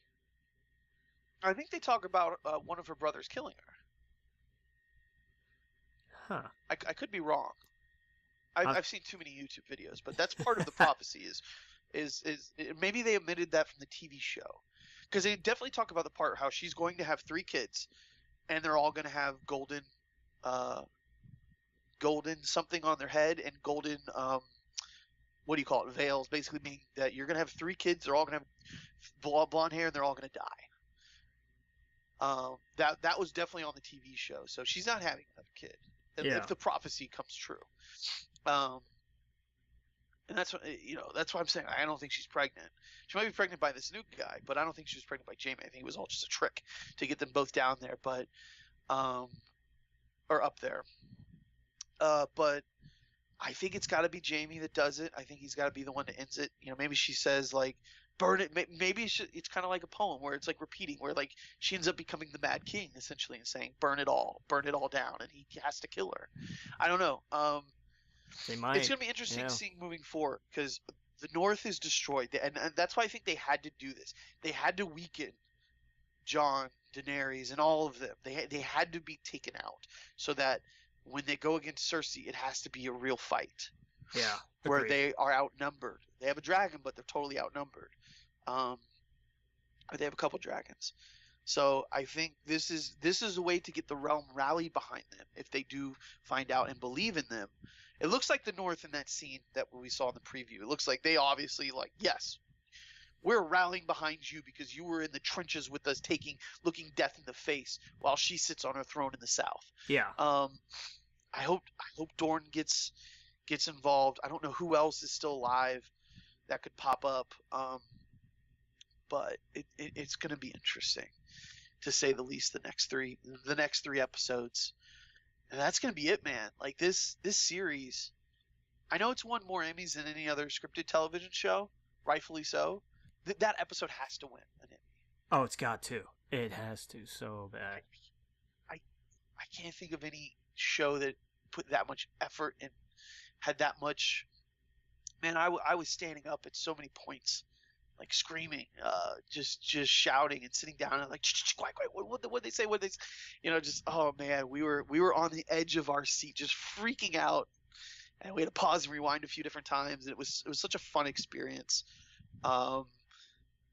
Because it was nerve wracking, and especially once Arya jumps up and drops that knife, we're like, motherfucker, yes. My Good. favorite thing that I've seen, because I've watched so many reaction videos to this on YouTube, was one group that I can't remember, but there's a dude in the back who, after Arya kills the Night King and you see everybody start to shatter, he just goes, "He wasn't even on her list." That's great. I was like, that's beautiful. That's fantastic. Did you see the actress who plays Sansa? Her Instagram video? Yes, Jesus. Like, yes, Arya, that's that bitch. Yeah. Yes. Yeah, that was so good. Yeah, she's something on Instagram. She's a little wild. She's funny. Yeah, I love that she has like a bottle of wine before she makes a video. Yeah. Yeah, she's funny. But yeah, man. I'm excited. There's so many people still left alive. So many characters that, man, Giant's Bane. I love. He's slowly becoming one of my favorite characters. But it's going to be interesting seeing what's going to happen after this. These next 3 episodes, and I want to know where HBO is out on this prequel. I kind of scoffed when I heard before that they were working on they had 5 shows that they want to work on, and one of them is gone now into production. I was like, no, that's too many, man. I want more. I want so many stories in this universe. I need more, and I can't wait for this all to come out like on a big Blu-ray HD set, some ridiculous thing that I can spend half my paycheck on. I want it so bad. You're going to have to pick one for Christmas. All 8 seasons of Game of Thrones in their collector set, or the Infinity Saga as a collector set. Right, exactly. Oh, man, I think I'd take Game of Thrones. Yeah? Well, no, I guess because you could just see it all in the HBO app. Yeah. But still, man, yeah, I don't know, man. Yeah, that's true. Yeah, when do you think that would come out? I guess it would be around Christmas time, right? If they have, well, because think about how long it took them to get Phase 1 together, though. That collector set. Right. I think they have enough time, and I'm sure they've been planning this, to have it ready, like, Christmas time. If they don't have something like that for the holidays, it's going to be kind of weird, I think. Yeah. Oh, it's not on Amazon yet. I figured it would be. Yeah, but I've seen the images of, they were like, hey, this is what the box set's going to look like. Yeah, I don't know. Same with, you think the Game of Thrones box set would be out by then? I would think so. I mean, Season 8's only 3 more weeks. Yeah. Okay, so like Best Buy has seasons 1 through 7 on Blu-ray for $112, but Walmart has seasons 1 through 8 limited edition collector's box set complete series Blu-ray and digital copy for $249. Sure, you're paying for the packaging. To pre-order. Yeah. I wonder what's going to be in it. I don't know. Yeah. That's a lot. That's a big jump from $100 to $240. Well, and you wonder what other kind of collectibles and whatnot they throw in there too. Right. That kind of stuff. Oh yeah. Yeah. And this was, I mean, when this came out, I don't think HBO Go was around when the first few seasons came out, because I don't know what's happened to them, but I've had the first 2 seasons, maybe 3 seasons, because I remember lending them out to everybody. I was like, you gotta see this, you gotta see this, you gotta see this, you gotta see this. Yeah. And then after a while, I was like, well, I'm not collecting them because I'm gonna wait till the whole thing's over with. There's 2 series that I want to own on, and that's the whole problem is you get them on DVD and then Blu-ray comes out. You get them on Blu-ray, then what 4K comes out, and then you get them on 4K, and then I don't know, the Bazooka Joe version comes out. That's or whatever, the 8000K or whatever. You know what I mean? Like I've always wanted the Lost box set. Yeah. Every episode of Lost, but then they stopped making it. You know, I don't know if they still do it anymore, but I remember it was like a couple $100, and it looked like a pyramid or something like that. I remember some ridiculous thing that just was ridiculous. But I want that. I want the Lost set, and I want Game of Thrones. Those are the 2 sets I want to own. Because everything else you can kind of get streaming nowadays, right? Yeah. But like those, and movie-wise, Star Wars, of course. But like outside of that, physical media, I'm good.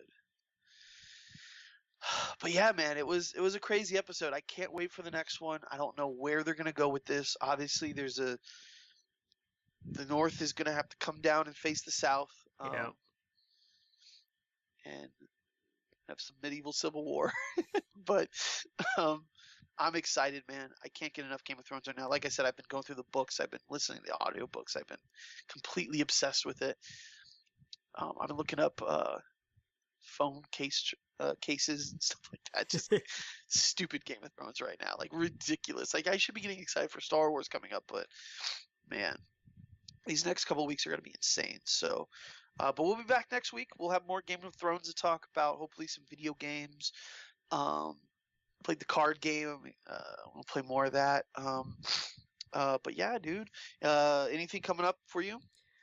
Anything about watching or buying it, or Not that I can think of. No. And we don't have Pokemon, right? That's like 2 weeks, right? That's Detective Pikachu. Yeah, so... Well, next week. Well, we won't. It comes right, out. So right. Right. It'll be 2 episodes from now. Gotcha. Well, we'll be back. We'll talk about the news. Hopefully, there'll be some more news coming out in the next week or so. But we'll be back next week. Make sure you go to our YouTube channel, We Geek Podcast. Listen to us on everything there is: Apple Podcast, Android Podcast, whatever podcast app you use. Our Gmail, wegeekpodcast@gmail.com. Our Facebook group, We Geek Podcast. We are on. Let's see. I was going to say Skype. That's not a thing that you can listen to us on. What's the other app? Oh, I can see it in my mind. It's green. Spotify. Spotify, that's it, yes. Go to Spotify, listen to us there, and we'll be back next week. Captain. Captain.